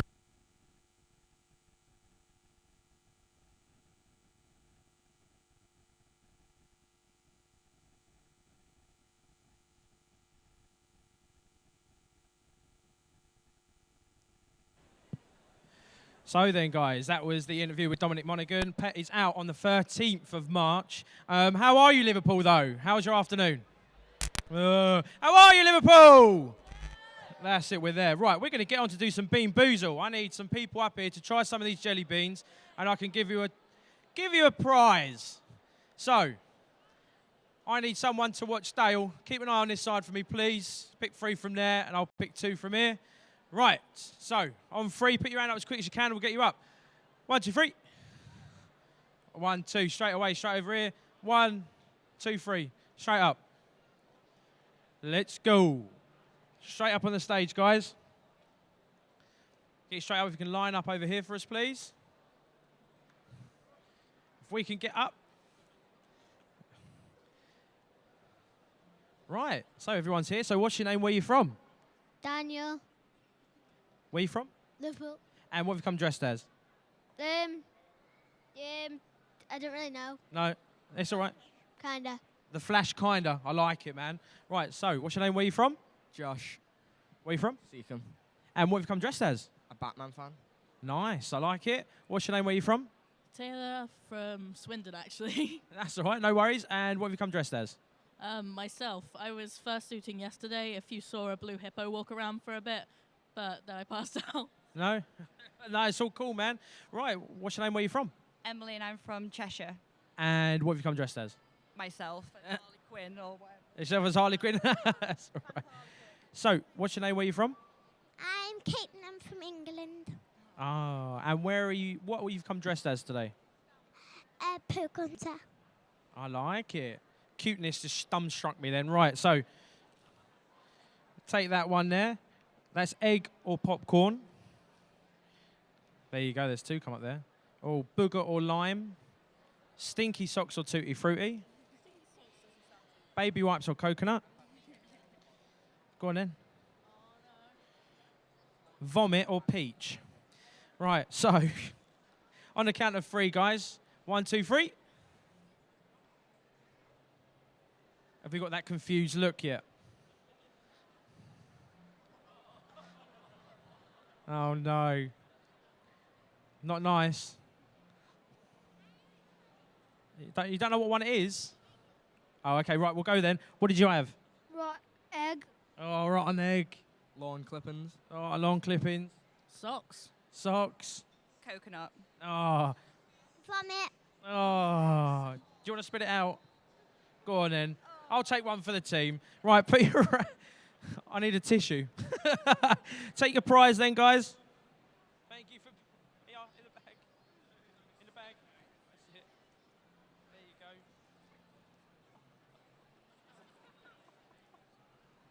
I shouldn't have done that. There you go. There you go. Thank you very much.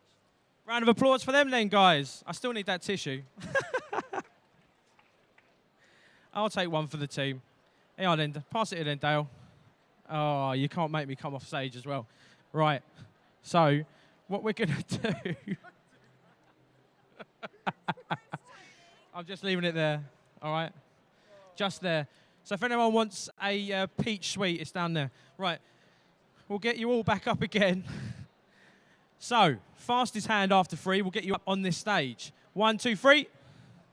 1, 2, 3, 4, 5, 6. Let's go.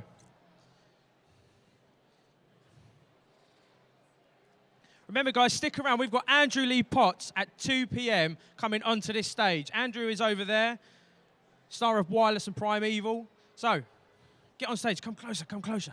Right, so, what's your name? Where you from? Jack and Liverpool. And what have you come dressed as?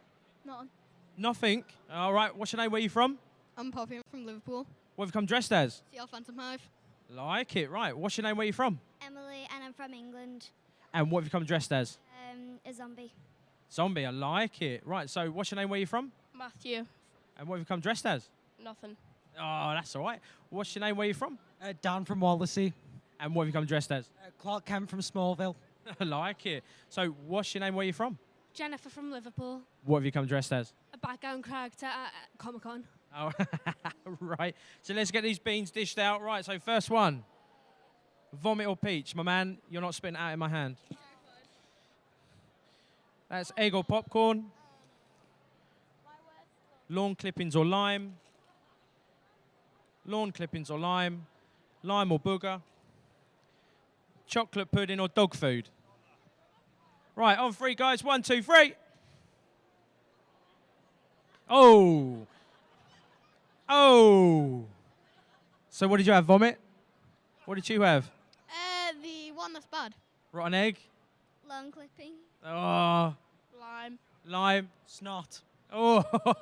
Dog food. Dog food. Oh, you're all winners. A round of applause for them, guys. Right. Oh, there you go. No problem. There you go. There you go. There you are. Right. So remember, Andrew Lee Potts is coming up on this stage at 2 p.m. We're going to do some more Bean Boozled, give away some more prizes. The bag is empty. I need replenishment, please. Right, so fastest hand that goes up will get you on the stage. 1, 2, 3. 1, 2, 3, 4, 5, 6, 7, 8, 9. Make it off to 10. Yeah, let's go.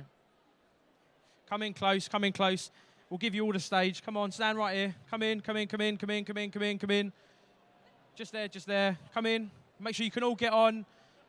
All get on, that's it. It's a mass jelly bean culling. Right, what's your name? My name's Dre, and I'm from Merseyside. What have you come dressed as? Carl from Walking Dead.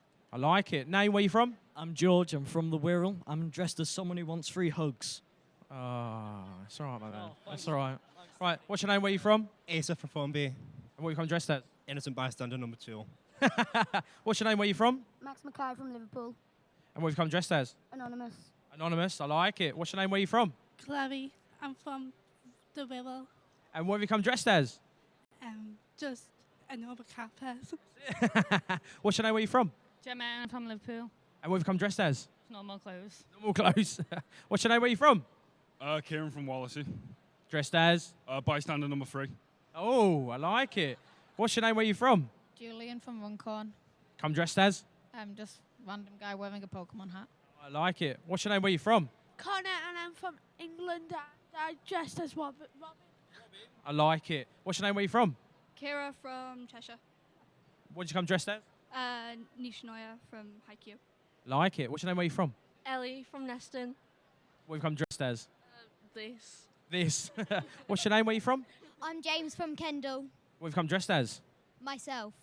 Right. So there's your introductions. Now we're going to go and give the beans out. So first one. Toothpaste or berry blue. Lawn clippings or lime. Vomit or peach. Toothpaste berry blue. Vomit or peach. Wait there, don't taste it yet. Cat dog food or chocolate pudding. Egg or popcorn. Wipes or coconut. Baby wipes or coconut. Toothpaste berry blue. Popcorn or rotten egg. Stinky socks or tutti frutti. And coconut or baby wipes. Right, on the count of 3, guys. 1, 2, 3.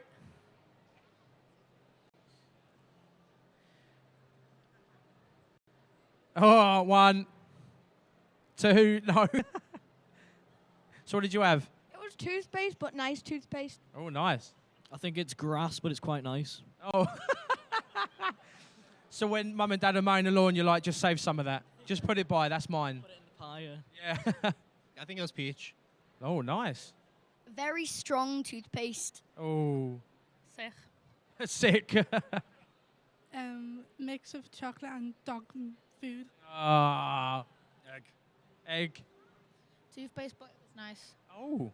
Rotten egg and but I loved it. Love rotten egg. Oh. Coconut. Oh, winner. Baby wipes. 2, 3. Oh, well, you're all a winner. Round of applause from all, please. Go and see Steph on the end. If you exit this side for me, please, Steph will sort you out a prize. We'll get these lot off of the stage, and then we will have Andrew Lee Potts coming on this stage. So don't go anywhere, guys. Stay with us. Andrew will be on the stage at 2 p.m., guys. Star of Wireless and Primeval. Thank you very much. Round of applause for him again, please, guys. Absolute sports. We will do another Bean Boozled very, very soon. So stay where you are. Andrew Lee Potts again, like I said, 2 p.m. Don't go anywhere. Stay with us. It's going to be an absolute magic interview. See you very soon, guys.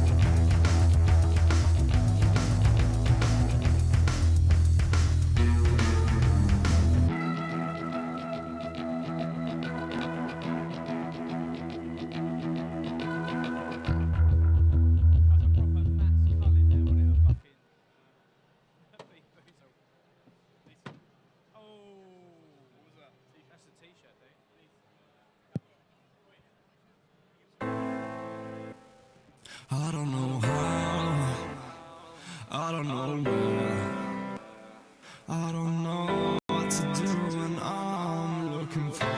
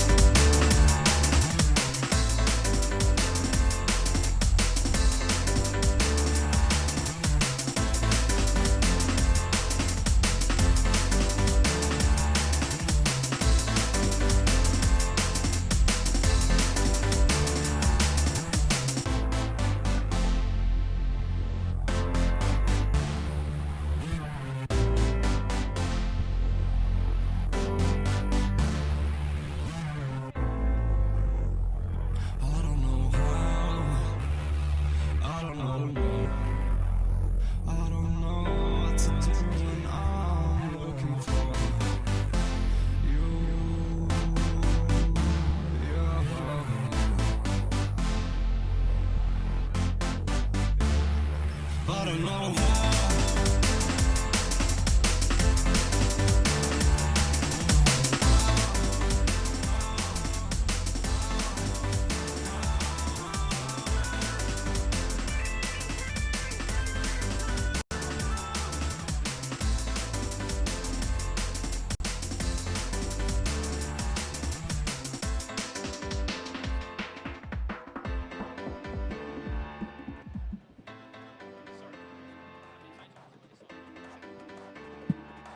Hello, MCM Liverpool. How are you? Oh no, how are you, MCM Liverpool? Yeah, we're there. We are joined on the sofa with Andrew Lee Potts. How are you, Andrew Lee Potts? Very well, thank you, sir. Nice one. How's the con been for you this weekend? Great. Love being in Liverpool as well. Do ya? Love the people there. Awesome. I loved it last year. It's great to come and see it grow, really, yeah. Oh, yeah, definitely. It has been a quite busy show, to be quite fair to you. Yeah. Any cosplays you've seen around that you've really loved and you've kind of gone, oh my God? I don't know if I like or I don't like. You know the furry things? I don't know, when Like the they're bears? dressed they dress like little furry cute cats and stuff. Oh, yeah. It's a thing, right? The furries. Yeah. So I've seen quite a few of those, and I'm on the fence. I kind of like, and I'm kind of freaked out at the same time, but it's always interesting to see. Nice. So we're going to touch on wireless because, to be quite fair to you, I'm a fan of wireless. You know that. We've spoken in the past about it. Where can we firstly find wireless on the web? For these people here that are like, really, wireless? Yeah. You need to watch it for a start. Where can we find it? You can watch it for free online at www.wirelessweb.london. Yeah, it's totally free to watch. I think there's 10 episodes up already. Lots of actors in it that you'll recognise, and it's kind of my passion project. It's my baby. Yeah, it is, and it is really, really good. Start getting into it. It's really good. So we're on episode 11 now. Oh, is it 11? It's 11 now. So there's 11 episodes. There's 11 episodes you can catch up on. Basically, for people as well, they're like, what is wireless? What is the concept of the story? Basically, it's a kind of a high-end looking web show. It's about a disgraced cop, Jacob Crow, who looks a lot like me. Yeah. Going back to work, and he gets partnered with an AI unit in his car. Think of it, Knight Rider, but it's a kind of a female voice. She's very Spock to his Kirk in a way. He hates it. He thinks it's a babysitting job. It's all set up one day, and basically they have to face a lot of challenges together through the day, and they have to work together. So, but the difference is with her is that she can wirelessly travel into any device ever. So she can follow him around. She's got a little drone that follows him around, so she can see him at all times. And she's got the thing called the pulse, which helps her to feel and learn emotion. Yeah. And obviously, when you've got that in a machine, they can learn to love, but they can also learn to hate. So it gets interesting as the day progresses. Oh, it certainly does. Yeah. So, a bit about your character.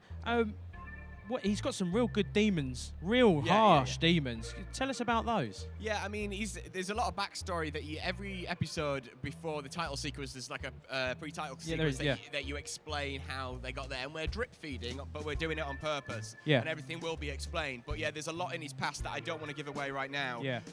But he's a good cop with a good heart, but he totally, I mean, he'll do what is necessary to get what he needs done. Definitely. And that's sometimes breaking the law to make the law. And what I love about him, he's still got that humour in him as well. Oh, Like yeah, there's all he's- these little quick quips and stuff Yeah. like that, which I really like. But how long does it take to complete, like from start to end, like the episode and then the editing phase? How long It does that depends. take? My hardest thing is because I've got a lot of actors on it that are quite successful who all do it for free. I have to work around them and their availability, and that's the most challenging thing. Yeah. Because obviously I've got a few actors in a scene, but one's away in Mexico doing a job, and, Yeah. and one's shooting something in Scotland, and I have to wait until they're back together till I can shoot the scene. So that's the most challenging thing. So I can't really put a time on how long it takes because some take longer than others. For instance, the next episode, because it's the most ambitious one we've ever done, Yeah. and you won't want to miss it, No. episode 12. 12. So yeah, I've taken a long time over that one, and I'm going to be screening it at London Comic Con in May. Yeah. Are you? Yeah. Like So it. it'd be I'll cool. be there. Yeah. Attentive watching that. I'm also, as a little exclusive, we're going to be shooting some of Wireless at the May Comic Con in London as well. So I'll be there in character at some point. I'm looking for that cameo. All right. We'll get you in, man. So what equipment do you use? I know you said before, like you've used GoPros. It's all GoPros. It's all GoPros. You Yeah. haven't changed it at I've all. not changed one camera. It's all been shot on a GoPro. Wow. Apart from obviously the aerial footage of London. Yeah. That is bought stock footage. Yeah. Because I always wanted it to feel quite claustrophobic with GoPros, and then kind of all these mass wide shots. Obviously, it's a self-funded web show, so I can't be flying around in a helicopter shooting London. So, and to be fair, that's how a lot of the big films do it, and the TV shows anyway. They buy stock footage of like aerial shots of wherever they're shooting. That Nice. classic one that always starts over the sea and goes into wherever, San Francisco or something. Yeah. Bought, probably. Like it. So, what other characters apart from Jacob do you think are real standout for you? In Wireless? In Wireless. Oh, the thing I love about Wireless is that I think all the characters are really strong. Personally, I think they all I stand know out. you like Falcon, don't But you? I like Falcon. Yeah. Falcon is awesome. And episode 11, not giving none away, I like that, and I'm quite looking forward to 12 now. Yeah. So, what for you would be another standout character if you had to just be put on the spot? I love Casper. I think Casper's a great Casper's character. wicked. And if I hadn't have played Jacob, I would have played Casper. Yeah. I do like his quirkiness. I don't know. I like loads of them. They've all got such an integral. They have piece in the jigsaw. Yeah. Skimmer's obviously quite interesting because you don't know whether it's bad or good. The Yeah. Gambits on a whole are just a kind of funky crew. They're like Right. they're still mysterious. Yeah, yeah. They're not this kind of. They're a I grey know what you area, are. for Yeah, sure. They are Yeah. definitely.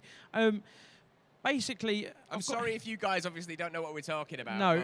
but you'll have to watch it. Just watch it. Just get on there, guys. It's absolutely amazing. So, what do you think? There's going to be other characters coming into the story? Is there any other characters you can tell us that are coming into the story? Like a name? Can you drop a name for us? Yeah, the character my sister plays will be Yeah. back in it. So Oh. the Doctor. Nice. She pops back up again. So yeah, Oh, she's cool. quite important. Yeah, she is very important. So basically, is there any other characters you feel is going to have a major effect on Jacob? Like in the story we've got at the moment, do you think there's going to be a character that's going to push him maybe to that edge, but give him something to An think interesting about? character is Emma J. Yeah, That's for sure. The reporter that keeps cropping up. yeah. She is very interested, and Yeah. like you said, she keeps popping up, and she still gets. You still think, well, what is she doing? Is she trying to help Jacob? Is she trying to? I don't think she knows. I think know what I mean? I think there is that connection there with Yeah, them well, both. you see a lot more of her Yeah. in the next few episodes. So. Wow, you're giving us that. Yeah. I like it. So obviously I've told you before, my favourite is episode 8 when White gets therapy. I think that's absolutely brilliant. Is there any favourites you've got? Have you like? I like that episode You too, like ever yeah, see? yeah. It's just such. I like the first episode as well Yeah. because you see a bit of you see a bit of backstory at the Yeah. start, and you see Salamander, Yeah. which is the big scary thing that's on its way. Yeah. So what basically can you say to us? How many more episodes would you say you would like to get out of Wireless, or would you say that it's just going to be ongoing until I feel I've No, done it's not it? going to be ongoing. We've got a story arc, for Yeah. sure. It would, realistically, I think we've probably got about more 6 or 7 episodes to Yeah. complete this season. Yeah. And then you're probably thinking maybe going beyond that, or would you be like, hold on, Tony, let's just see how this one does first? I think what I might do, because I know how this season ends, Yeah. But I know it's a great ending, but people are going to be like, oh. Yeah. So what I might do next year is film a short film to finish the whole thing off. Yeah. So a long, like a feature. 30-minute or 45-minute kind of short film of it. That'll be a good vibe. Yeah. That is quality. And that's planned already. We know what that would be and what it would Yeah. include, yeah. Oh, exciting stuff, Andrew. You can't do that to me, man. Right, so I want to touch on the host because Yeah. I remember you horrifically, you scarred me for life when you showed Yeah. me a picture on your What, that mobile phone. picture? No, not that one. That one's stock, is it? No, you showed me a picture on your mobile phone when I think we was up in Oh, yeah, Manchester, yeah, and you showed me it, and I was just like, Yeah, there's some great effects in wow. it. There's some cool So effects. explain the host for the people here for us. Host is a psychological thriller, British thriller. It's kind of about a couple who come home from their holiday. They're very rich. I play a fashion photographer. I'm with an actress who's very successful. And we come home to our massive art installation, cool house in Notting Hill. And we've rented it out. Those websites where you can rent your house out and stuff. We've rented it out when we've been away. And we come home and there's blood smeared all over the walls. There's things that have gone missing. There's things that have gone wrong in the house. And it turns out that the people that rented the house never left. But we don't know that. So that's how the film starts. So can you give anything else? Are they hidden in the house or are they... Oh, they're around. Oh, they're... But we don't know it. So, yeah, they're... It's kind of, it kind of messes with your brain and it messes with their relationship and it's kind of a slow kind of drip feed story that's really interesting and it's a lot of good scenes and then it's got this crazy explosive ending. Oh, yeah, I've seen it, yeah. So, anyway. So I look forward to it coming out later this year. So. And is it end of this year it's coming out? I'm not sure. You're not the sure, release so date yet. It might be the summer, I don't know yet. Yeah. So. Okay, well, and there's another one that I really want to touch on, and you said we can touch on this, is Chimera. Yeah. And to be quite fair with you, you put that up on your social media, and I was quite excited. This guy here, I think, is going to be something that's going to be up and coming.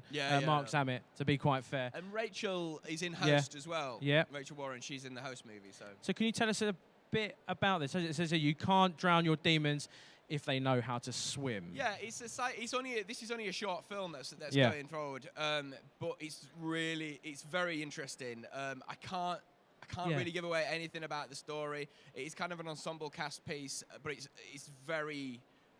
turns it on its head. It's one of those things that you go, oh my God, I didn't realize that at all, and that totally. It's one of those things that you have to watch again. Oh, okay. Do you know what I mean? So it's going to be really interesting. So it's already been shot? No, we haven't shot it yet. You haven't shot it, just but going you're from the script. Yeah, you're going from the script. Yeah. Is there anything else that you've got coming up that you're like, you know what, Tone? Let's talk about this. No, not at the quickly. moment. I'm just getting in the room and auditioning and stuff. It's pilot season in America at the moment, so you're doing a lot of self-tapes and all that jazz. So, oh, okay. So yeah, just busy doing that. There. Busy. We shall see how the year transpires. Are you quite excited for the year ahead then? Yeah. I'm more excited because I've got a little baby boy, so I'm just loving life at the moment with him. How is he getting along at the moment? He's great. Oh, He's man. very cool. He's 7 months. And he smiles a lot. So that is your pride and joy, man, when you come through that door of a long weekend at Con. Yeah. I can't wait to have to sneak in and see him in bed tonight. Right, well, Andrew, that's all the time we've got time Wicked, for, I'm guys. afraid, my man. It's been great talking to you. Remember, guys, Wireless, where can we catch Wireless again, please? www.wirelessweb.london. London. Right. No. Well, thank you very much to Andrew Lee Potts. Round of applause for him, please, guys. Thank you very much. Please remember to like and subscribe. Press that notifications bell as well so you don't miss out on anything. MyMBuzz on YouTube. Thank you very much again, Andrew Lee Potts. Thank you.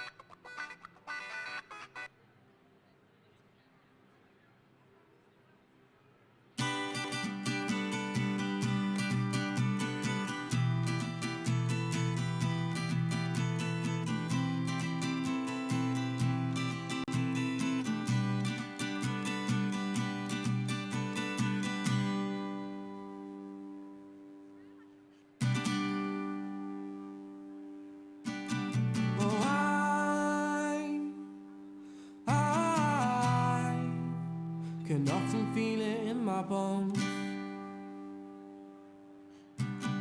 Oh, I don't think that I can let this go. It circles in my head, I'm thinking paranoid. I can't seem to get rid of this undying noise. It dwells in my thoughts from the front and back. I need to start to get myself right back on track. Oh, oh.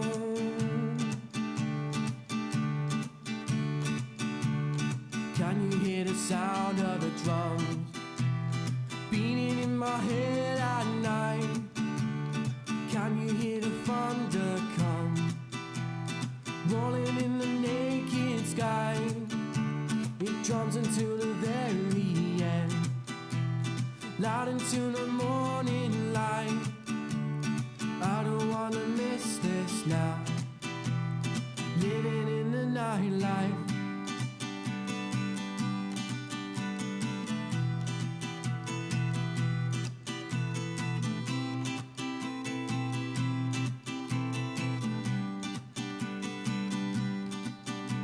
Oh, I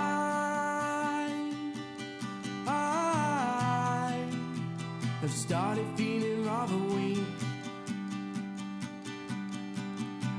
and I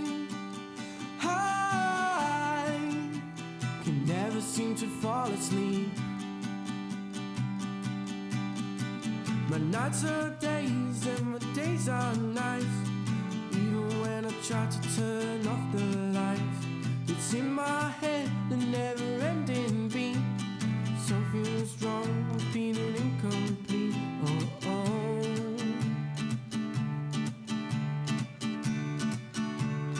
Can you hear the sound of the drums beating in my head at night?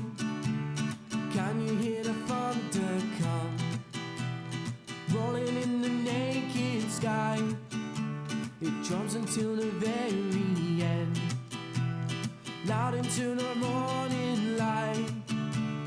I don't wanna miss this now, living in the nightlife.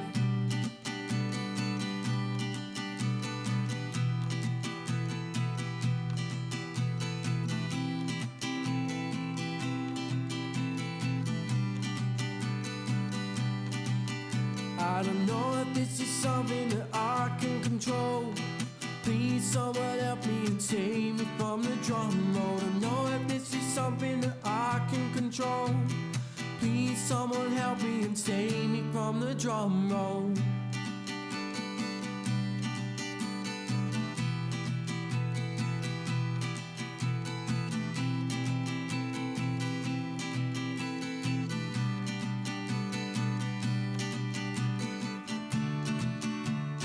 Can you hear the sound of the drums beating in my head at night?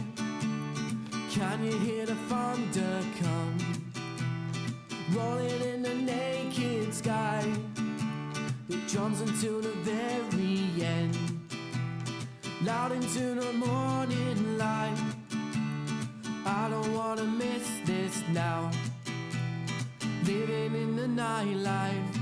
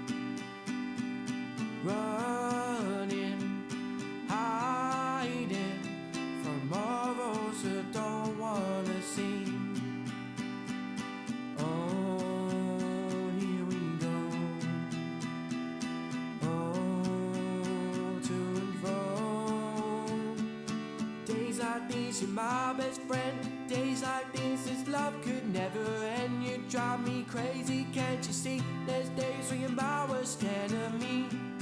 Like these, days like days like these.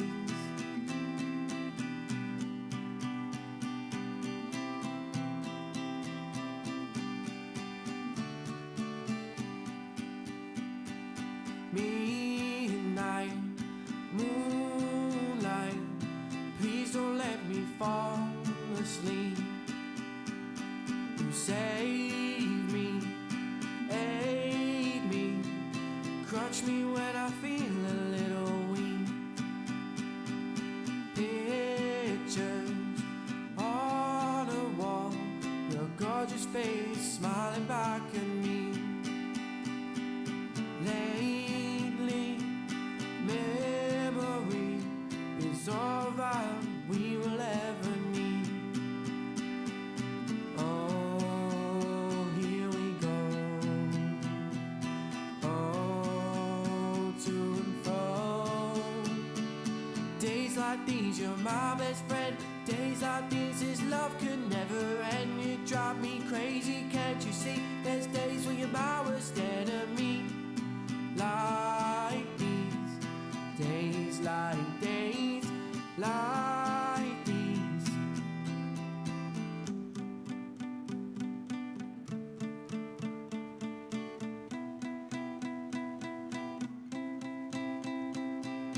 Everything will be alright, I'll hold you close throughout the night. Everything will be alright, tonight we're gonna get it right.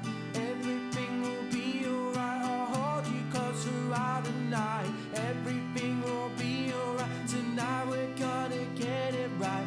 Everything will be alright, I'll hold you close throughout the night. Everything will be alright, tonight we're gonna get it right. Days like these, you're my best friend.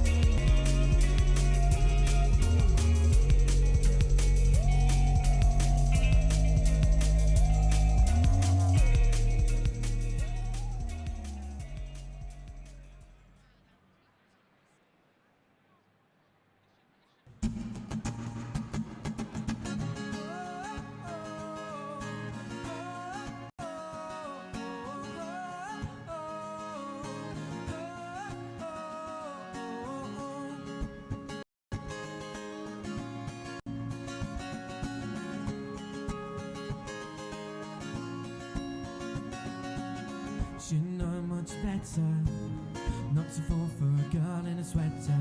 She was cute, she was nice, she was fun. God knows how I told my mum. I could not help but stare. The way the light shined on her head. Spend the night cuddled up in bed. I remember every word she said. Let's stay this way.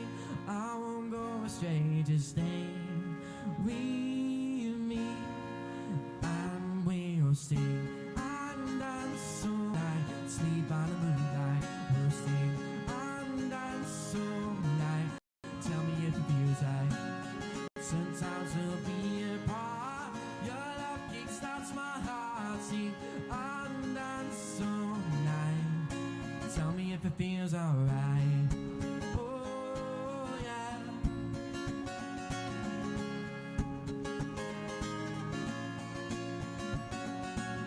Some say some cause she's not worth it, but I think that she's perfect.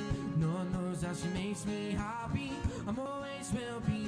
6 months is a pretty short time, but I can't get you off my mind. Spend the night curled up in bed. I remember every word she said. Let's stay this way. I won't go astray. Just stay with me, and we'll sing and dance all night. Sleep on the moonlight. We'll sing and dance all night. Tell me if it feels right. Sometimes we'll be apart. Your love kickstarts my heart. Sing and dance all night. Tell me if it feels alright. Oh yeah. Tell me if it feels alright. Oh yeah. Let's stay this way. I won't go astray. Just stay with me, and we'll sing and dance all night. Sleep on the moonlight. We'll sing and dance all night. Tell me if it feels right. Sometimes we'll be apart. Your love kickstarts my heart. Sing and dance all night. Tell me if it feels alright. Oh yeah. Tell me if it feels alright. Oh yeah. Thanks so much. I'll go do a new one. I'll do a new one.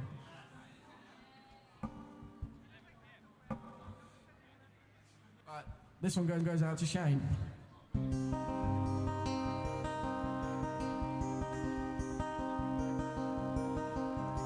Let us send and thrown away. Haven't got a word to say. Ticking boxes paved the way. All in a day.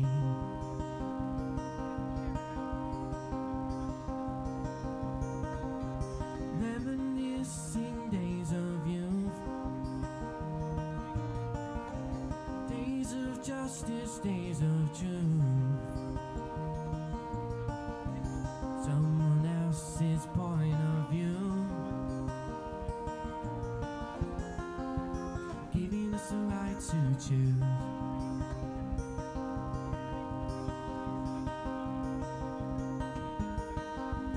Sign of the times, sign of the times, making up minds and choosing sides. Don't let it go. Don't let it go.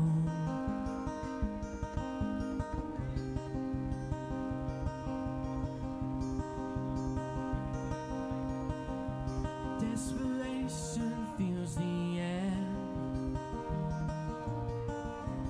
bringing people to despair. On the streets now for our rights, giving us the chance to fight.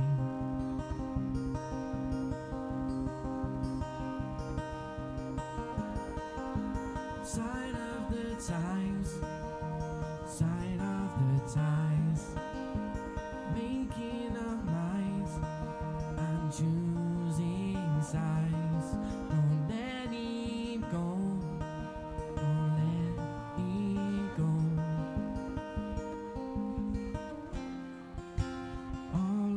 disappears. Taken up by budgeteers. We try to string along and feel like we belong. Don't let it go and don't give up on.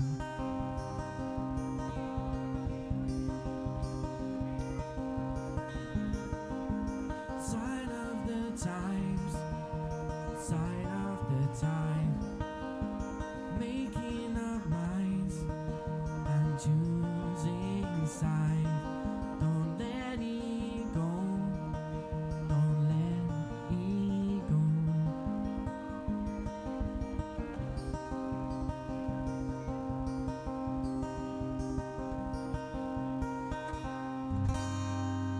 Thanks very much.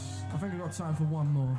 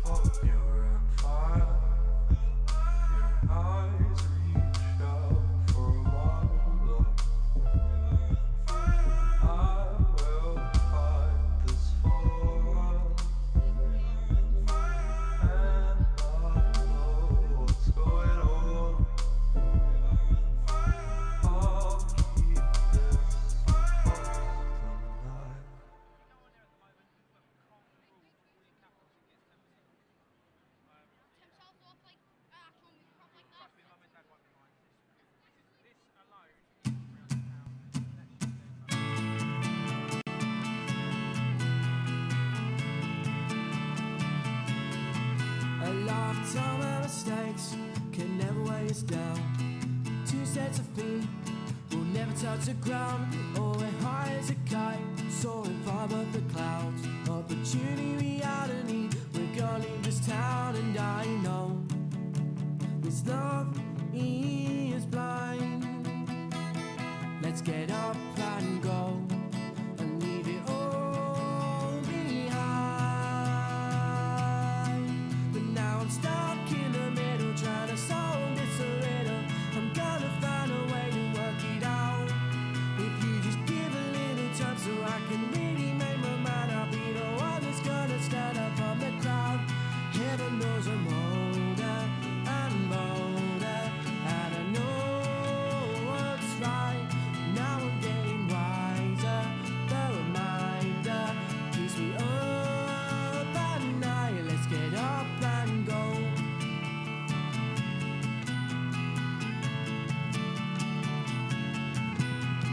Makeups and breakups, highs and the lows, call outs and fallouts that everyone knows.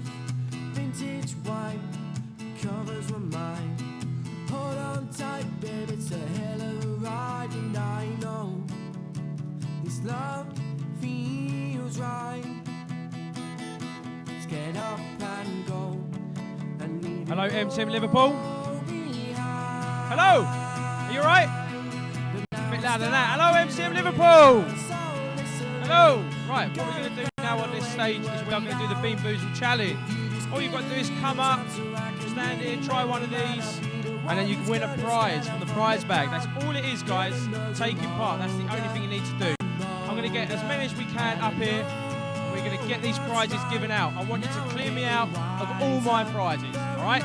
So bums on seat. Remember, we've got Steampunk coming onto the stage to give us a Steampunk 101 after this Bean Boozled. I'm telling you now, you're not going to want to miss it. It's an absolute amazing art. Basically, it is art. So, I am going to pick as many as I can.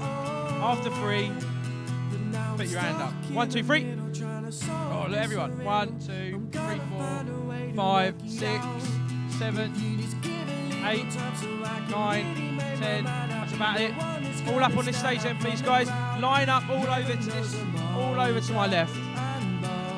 Come around, guys. You can all enter. We're going to get these guys all out of the way, and then we're going to do another one. We're going to see how many we can get through in the next 10 minutes. Remember, Steampunk are coming on the stage at 3 o'clock to give us a Steampunk 101.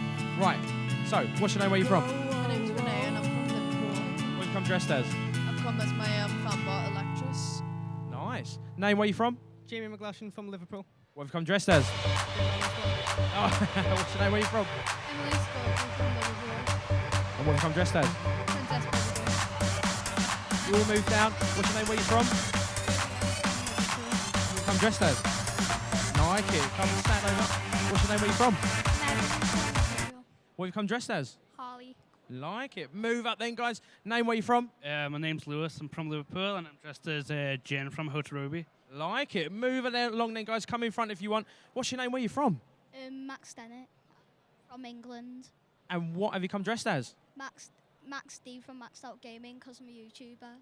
Like it. Go right along the front for me then, please, mate, and line up with the rest. What's your name? Where you from? Oscar McGuinness. And what have you come dressed as? Captain America. Oh, wow. Have you seen our Captain America shield that's down there? After, we'll have a picture. Right, if you can go along the front for me then, please. Right, what's your name? Where are you from? Carrie, I'm from Preston, but I live here. So, what have you come dressed as? I'm a dwarfer.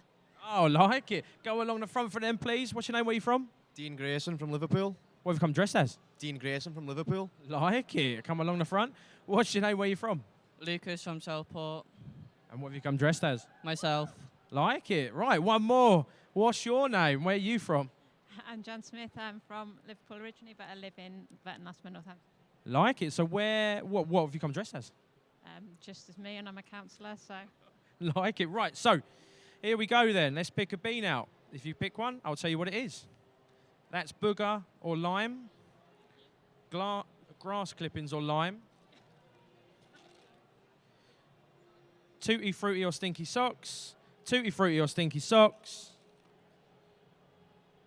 tutti frutti or stinky socks, booger or lime, booger or lime, chocolate pudding or dog food, lawn clippings or lime, baby wipe and coconut, baby wipe or coconut, baby wipe or coconut. Go on in, guys. 1, 2, 3. Put it in your mouth. Let's chew. Oh. What did you have? Oh, that's gross. What did you have? Leaf. Yeah, sweaty socks. Tutti frutti. Stinky socks, but it's nice. It's not. You like stinky socks?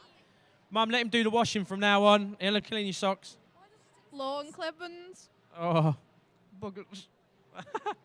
Dog food. Oh. Lime. Baby wipe. Do you like baby wipes? Yeah. Oh, nice one. Yeah, baby wipe. Nice. Definitely baby. Round of applause then, guys. They've all won a prize. If I can get through to here. Right, just take a prize then, guys. We'll start here, and then you can exit via the stairs. Remember, guys, Steampunk, just pick a prize. Steampunk are coming on this stage at 3 p.m. to give us a Steampunk 101. Do not miss that, guys. I'm telling you now, they're coming up next. If you'd like to exit the stage, and then we'll get, no worries. Thank you for coming up. Right, thank you very much. So if you'd all like to go, and we'll try and get some more up. So if you take a prize, that's it. That's it. Come on then, keep going, keep going, keep going. Oh, it's empty. Look, here, look, if you go and see this lovely man here, the luscious, he wants the shield. Hang around, though, you can have a picture with this. Remember, guys, limited edition comics have given this shield and Iron Man mask to give away. Yeah, but that's no worries. Thank you for joining in. Right, so we've got 5 minutes. We're going to see, how many can we get on there, Dale? We've got 7 prizes. 7 people that I need up here. On 3, put your hand up as quick as you can. On 3, guys. There'll be a forfeit if it's early. Right, so keep your hands in the air nice and high so we can pick you out and get you up on this stage. Remember, Steampunk, 3 p.m. Steampunk 101. Stay for that. It's absolutely amazing. On 3, 1, 2, 3. Oh, 1, 2, 3, 4, 5, 6, 7. Right. If you'd all like to line up here for me, please, up on the stage and line up to my left. Come right in, come right in. And I can get down the line. Is everyone coming up that needs to come up? Right. So. That's all right. Right. So, what is your name and where are you from? I'm Chanel and I'm from Telford. What have you come dressed as today? Stitch. I like it. Oh, hey, can you do a Stitch impersonation? Not really. Ah, you can. Go on then. Oh, I'm Ark. What's your name? Where are you from? Jack, I'm from Liverpool. And what have you come dressed as? Jedi. I like it. What's your name? Where are you from? Ben, I'm from the Wirral. And what have you come dressed as? Myself. I like it. What's your name? Where are you from? I'm Holly. I'm from Southport. What have you come dressed as? Nico Yazawa. Like it. So what's your name? Where are you from? Daisy from Southport. What have you come dressed as? Nico. What's your name? Where are you from? Amy, I'm from Liverpool and I'm dressed as Tina Goldstein from Fantastic Beasts. Oh, wow. I like it. Right, so what's your name? Where are you from? Mark, and from Liverpool. And what have you come dressed as? I can't really say because my kids are there. All I'm going to say is dusk till dawn. Oh, okay, fair enough. What's your name? Where are you from? Sam from the Wirral. He's a cool. Look at this guy. He's cool, isn't he? Sam from the Wirral. What have you got dressed as, Sam? Unfortunately, myself. Ah, right, guys. Before we do this, let's have a bit of fun. Give me your best superhero pose after 3. 1, 2, 3. Round of applause, guys. That's a great pose. Well done. Right, so we'll get straight onto the Bean Boozled. Let's go. So take one of them for me, please. Berry blue or toothpaste. Canned dog food or chocolate pudding. Hold it right there, guys. That is coconut or baby wipes. Yeah. That is rotten egg or popcorn. Dog food or canned pudding or chocolate pudding, as it says. Stinky socks or tutti frutti. That one there is, that's it, it's right. That is toothpaste or berry blue. And that is peach or vomit. Right. On 3. And after you've got it in your mouth, I want you then to do this pose, your superhero pose, once again with that taste in your mouth. So, On 3. 1, 2, 3. Keep chewing. Do that pose. Keep chewing. That pose. Keep chewing. Keep chewing. Do we like it? Do we not? You loving that? It's all right, yeah. Yeah. Do you like that? Can't say it's not. Oh. No. No. No. I've survived. You survived. Toothpaste, great. Great. What about you? Disgusting. Thank you very much. Round of applause for them, guys. They've been absolutely amazing. We've got some T-shirts to give you. If you can go and sit down in front of that camera there. Round of applause, guys. Louder than that. Come on. Louder. Let's go. Thank you very much. Remember, guys, we've got Steampunk 101, where they're coming on stage, Steampunk, at 3 p.m., which is in the next 3 minutes. Don't go away, because we might be doing another Bean Boozled straight after that. You will be very interested to see what these guys have got to offer and show you, so don't go anywhere. Stick around. Remember, guys, Beans win prizes. See you soon.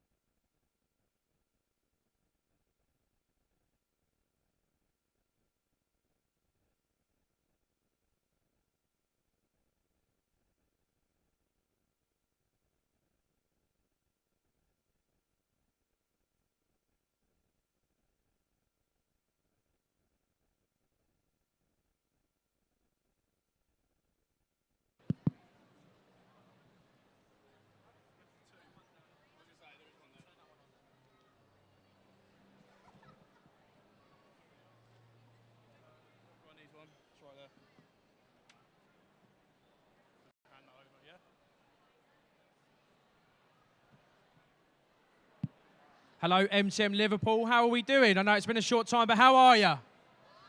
Louder than that. How are you? How are you? Yes. Right. So, like I said, 3 p.m. is Steampunk time. We've got the guys from Steampunk to come up and give us a 101, give us a guide on Steampunk. So, these guys, if they'd like to come up, give them a round of applause, everyone. I will hand this trusty mic over to my trusty colleague here to give you a 101 on what Steampunk is and how you can get into it. Thank you very much. I'm Tinker. I'm the founder of the Victorian Steampunk Society, and I run the biggest steampunk festival in the world, which is quite small, about 120,000 people. We take over the city of Lincoln for a weekend. And SPG are playing again this year. Yeah, I'm flying them back over from LA, and they're going to play on a Sunday night.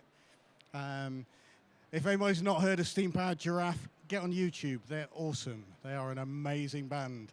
And a lot of their fans use face makeup as fanbots, robots, so we got one in the front. What is steampunk? Well, it's easy, really. It's what I want it to be.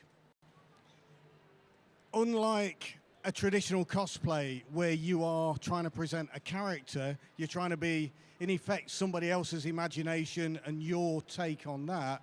In steampunk, there are no rules. Anything goes. We use a little bit of the past as a hook to hang it on, so Victorian style. And that means it's a genre that automatically leads itself to mashups. So I'll introduce my colleague here, who's a steampunk mashup on the Colonial Marines. It's dead easy, really. And I brought him because this is all homemade, apart from the plushie. And it's an easy example of how you can do cheap, sort of cosplay-style costumes for yourself without a lot of effort.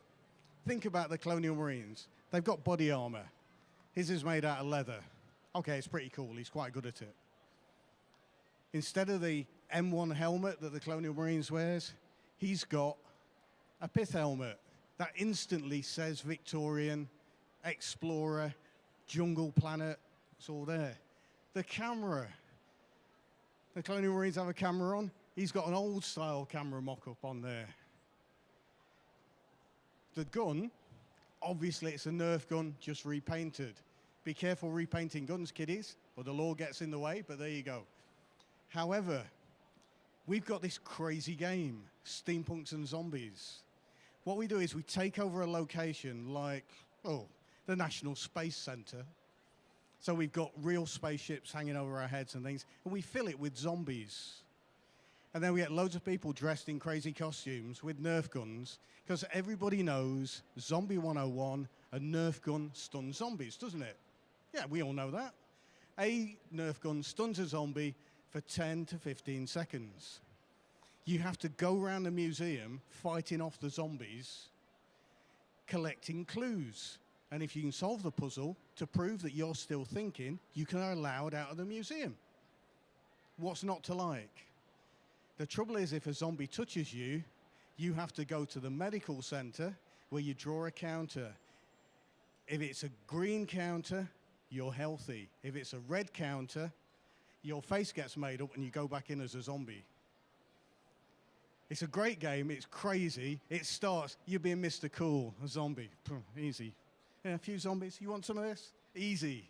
But you get this tipping point where suddenly there's more zombies than you've got bullets.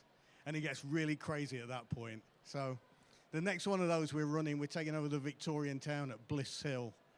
So we're taking over the whole Victorian town, filling it with zombies and inflatable dinosaurs and other crazy rubbish and people in amazing Victorian outfits and doing craziness. So that's how you can do a homemade outfit. But you can get a bit fancy. This is a mashup on Star Wars. Obviously it's an E11, only this is an E3. This was made by one of our colleagues, totally scratch built in his kitchen, and the only tool he used was a Dremel. All made out of brass and found objects. That's pretty impressive to say it was all done with a Dremel, isn't it? And the guy's not even an artist or an engineer, he's a lawyer. He's terrible when he sees a car crash or somebody fall over. Let me through, I'm a lawyer. Yeah? He wants to sue everybody, but he's a nice guy, really. Or you can go down the costume line. Now, this was made by my wife. I'll let you into a secret. I am a professional props maker for television. I make props and build sets for TV.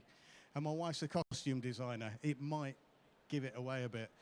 But she wanted to do a mashup on 70s style punk, but with a Victorian take on it.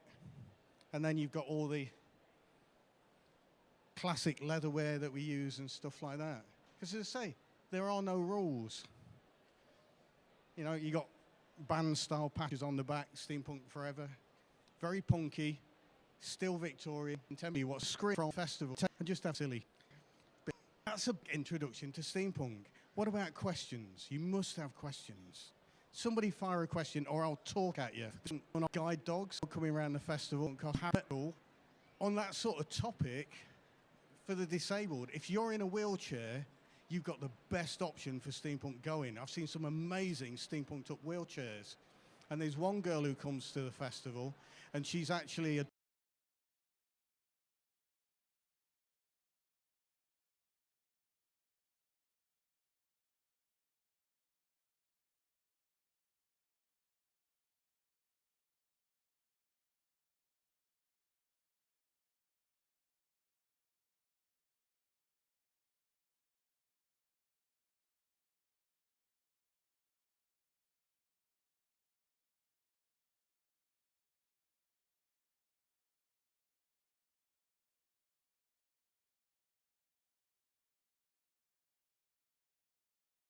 double amputee, and she's in a wheelchair most of the time, but she's had special brass prosthetics made that she wears, so she's got like android prosthetic clockwork legs that she wears during the festival. So, like I say, there are no rules, and in some times, adversity can be a way to inspire you to come up with something really special. All right? So, have you got a question? What movies have your costumes been in?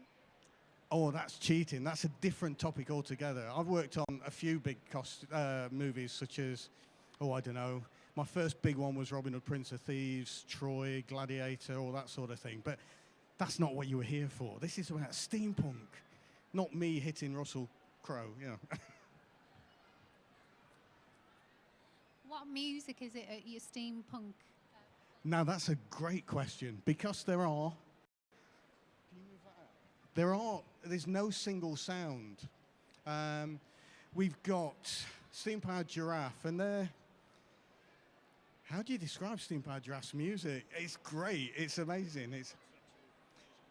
It's a little bit Disney because it's very much a performance piece, but the lyrics are great. There's a lot of inclusivity in there. There's a lot of emotion. They're guitars mainly, but they play to a video screen and stuff like that. That's one side. So it's a little bit American folky. Then you've got the men that will not be blamed for nothing. They are hardcore punk and rock. But they do songs, if you imagine a real punk bouncy song, but about Charles Darwin.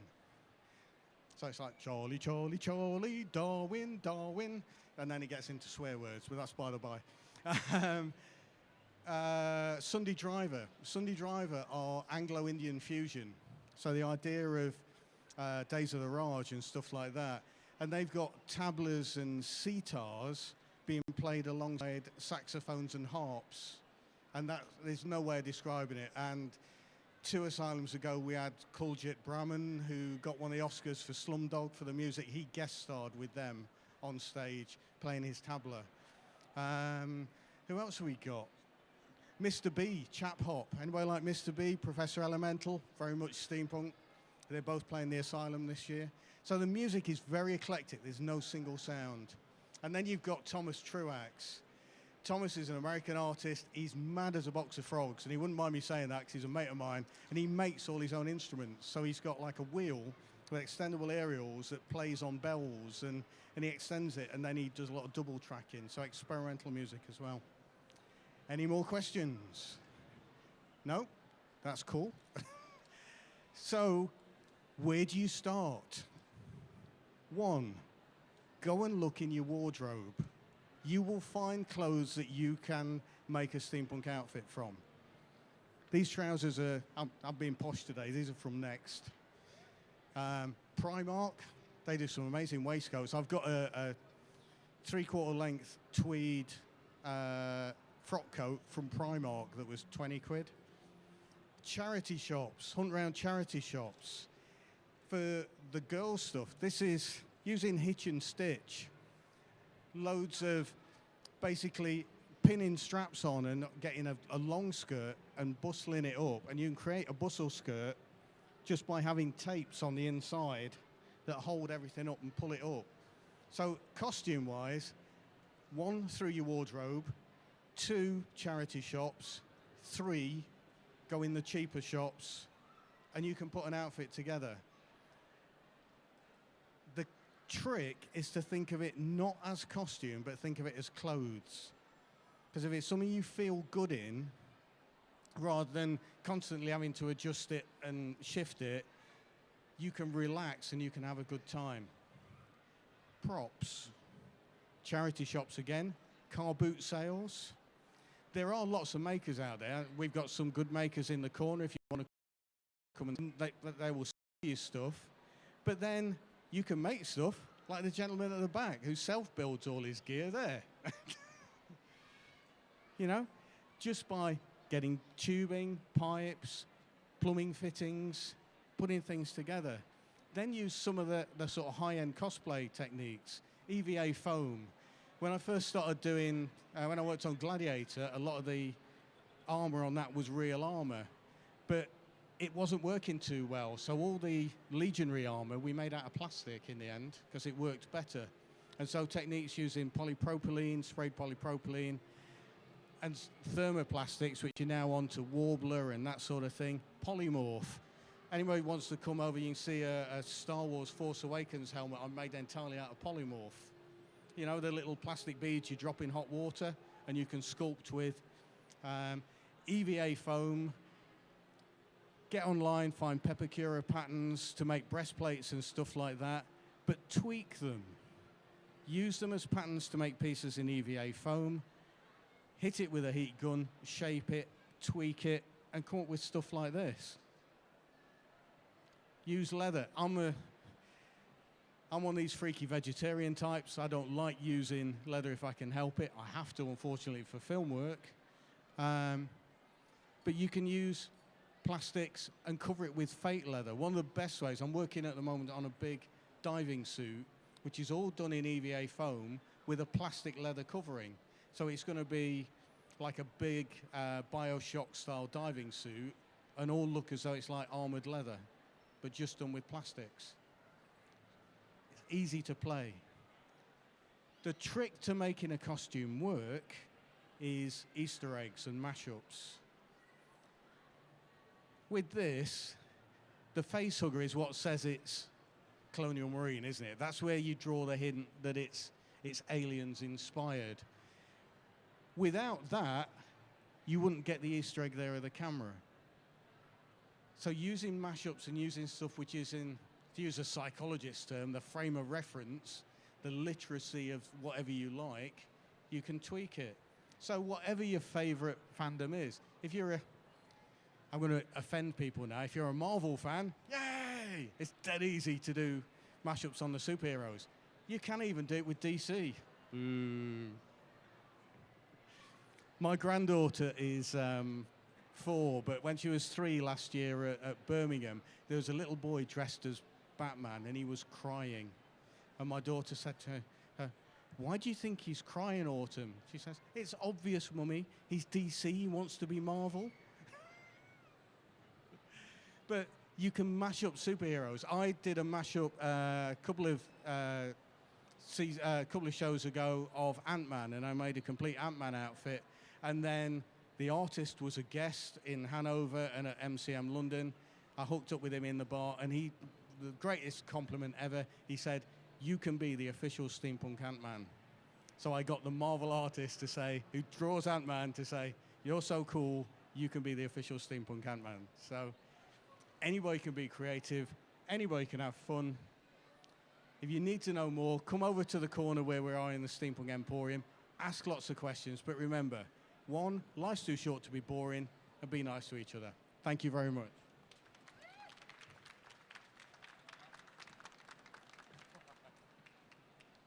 Thank you very much. Yeah, it was good. Thank you.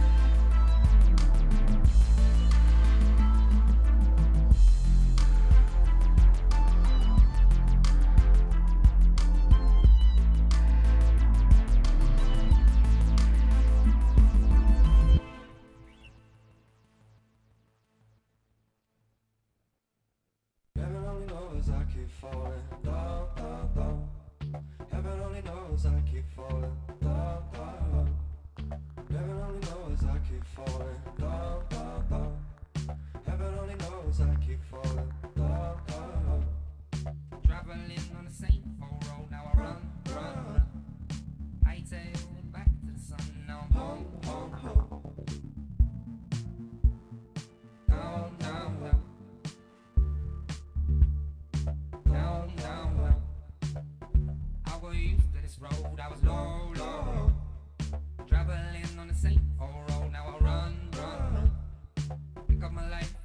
the sun and I'm home, home, home. Heaven only knows I keep falling down, down, down. Baby, I will rise to your highest mountain of love. If you cannot find your way down, just run. Keep it all inside until your heart takes just enough. Heaven only knows I keep falling down, down, down. Heaven only knows I keep falling down, down, down. Heaven only knows I keep falling down, down, down. Heaven only knows I keep falling down, down, down. Heaven only knows I keep falling down, down, down. Baby, I will rise to your highest mountain of love. If you cannot find your way down, just run. Keep it all inside until your heart takes just enough. Heaven only knows I keep falling down, down, down. Baby, I will rise to your highest mountain of love. If you cannot find your way down, just run. Keep it all inside until your heart takes just enough. Heaven only knows I keep falling down, down, down. Baby, I will rise to your highest mountain of love. If you cannot find your way down, just run. Keep it all inside until your heart takes just enough. Heaven only knows I keep falling down, down, down. Baby, I will rise to your highest mountain of love. If you cannot find your way down, just run. Keep it all inside until your heart takes just enough. Heaven only knows I keep falling down, down, down. Heaven only knows I keep falling down, down, down. Heaven only knows I keep falling down, down, down.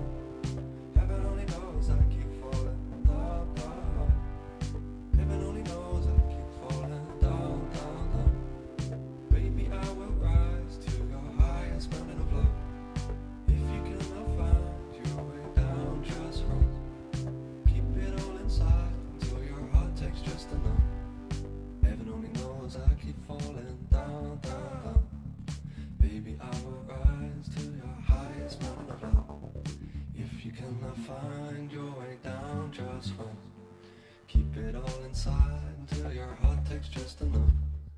Heaven only knows I keep falling down, down, down.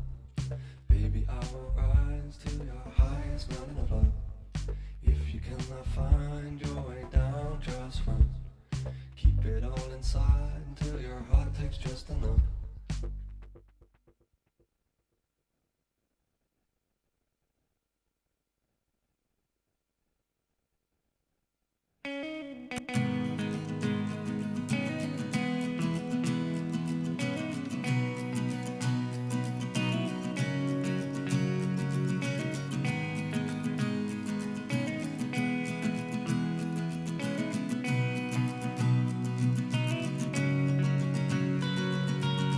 I try to be strong, but I can't carry you on my own.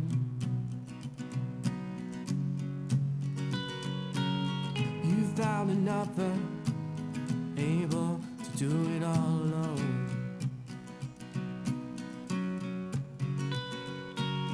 Asking for assistance, you just left for someone else.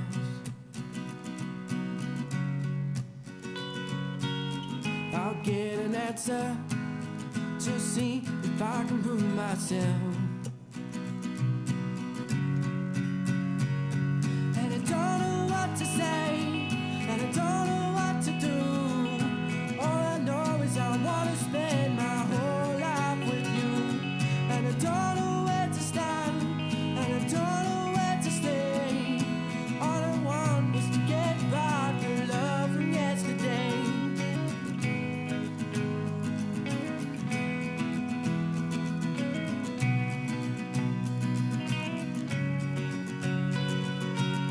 This love is water soaked and weakened by the rain. I'm lost for answers, something I cannot explain. You told me, baby, everything is gonna be alright.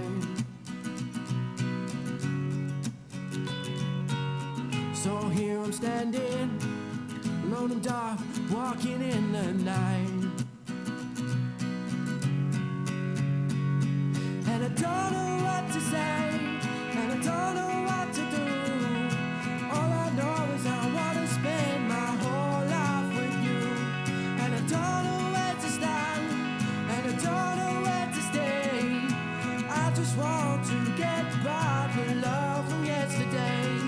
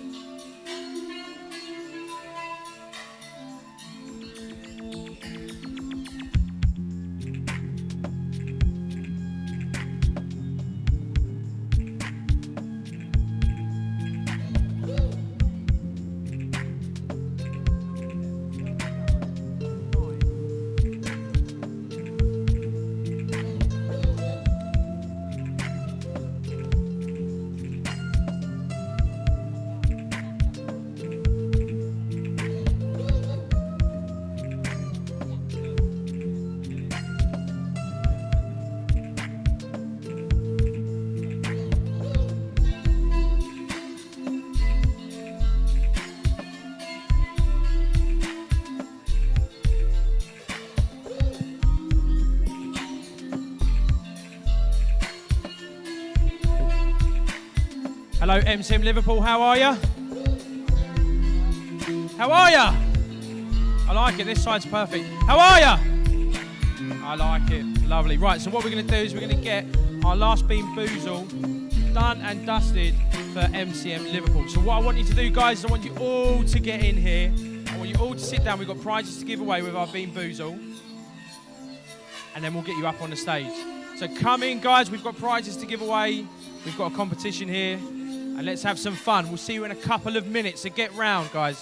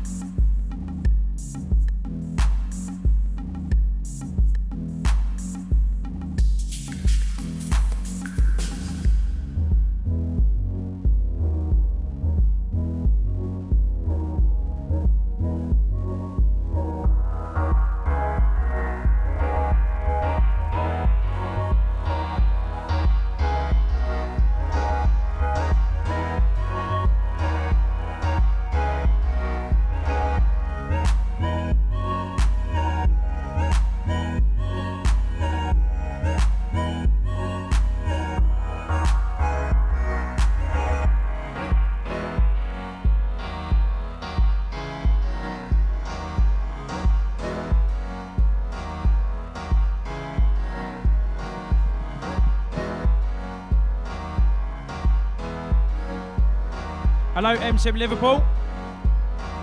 No. Hello, MCM Liverpool. I like it. Thank you very much, guys.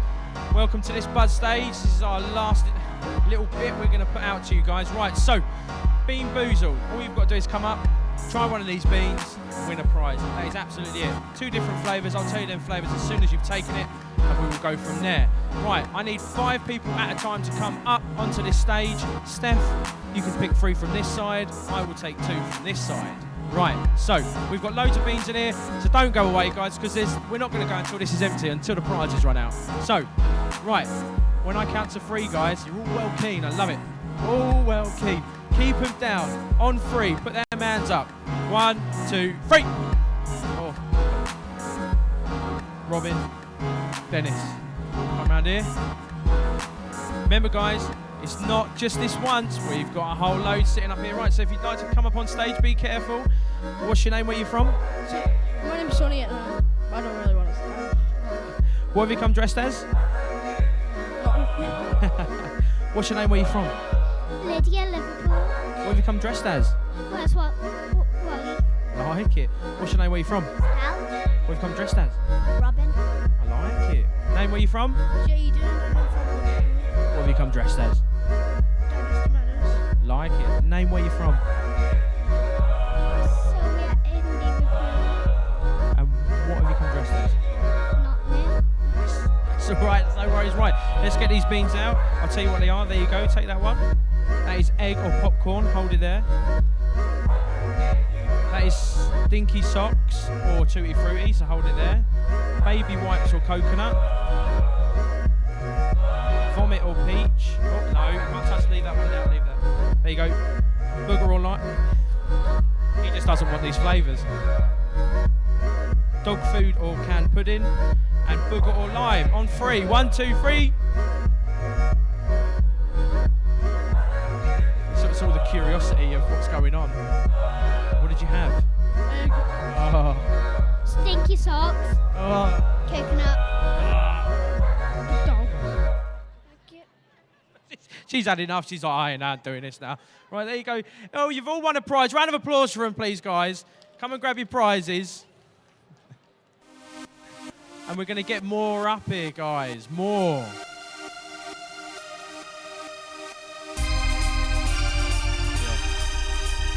Come on in, take your prizes. They're both yours. Thank you very much. And a round of applause again. Right, here we go again, guys. More prizes to give away. So, after 3, you ready? 1, 2, 3. I'll pick 3 this side, 2 this side. 1, 2, 3. Don't worry, we've all got. Come on in, come up. That's it. Right. Where are you from? What have you come dressed as? Right.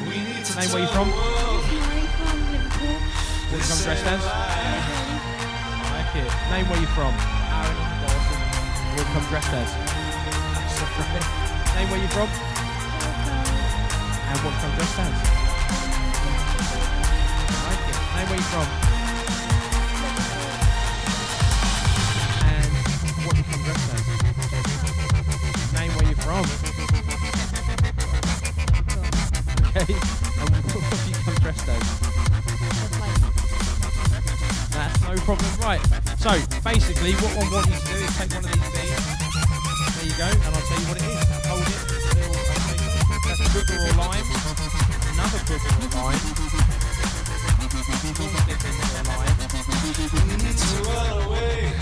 Booger or lime. Oh, no, stinky socks and Booger or lime, baby wipes and coconut. Oh, no, it's there, it's there. Right, what I want you to do beforehand, though, like we done last time, I want a superhero pose. So I need you to do your best superhero pose on this stage. Come over a bit. What? You want me to do a super villain? You would, yeah, do a super villain or hero. So, on 3, 1, 2, 3, pose. Oh, I love it.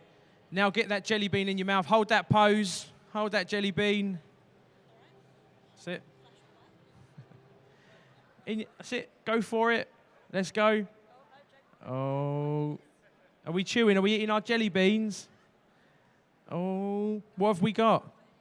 I think I've got lime. Oh, winner. Lime. Winner. Grass. Oh, do you like grass? It didn't. It was okay. What have you got? Tutti Frutti. Oh, winner there. Booger. Oh, do you like boogers? No. Oh, what about you? Coconut. Well done. Round of applause for them all, please, guys. Grab that T-shirt on your way out. We still have more prizes to give away. We'll do it then. Right, so we're going to do a final massive giveaway. We're going to get exactly how many we need, but we're going to get these beans on the go. 7 prizes left. You've cleaned me out. So we need 7 hands raised as quick as possible when I say. On 3, guys. 1, 2, 3. The mask. 1 there and 1 there. That's. So what have we got here? How many have we got so far? We've got 4. Yeah, 5. Bag face or something over the back. Flash. How many is that now? My maths is terrible.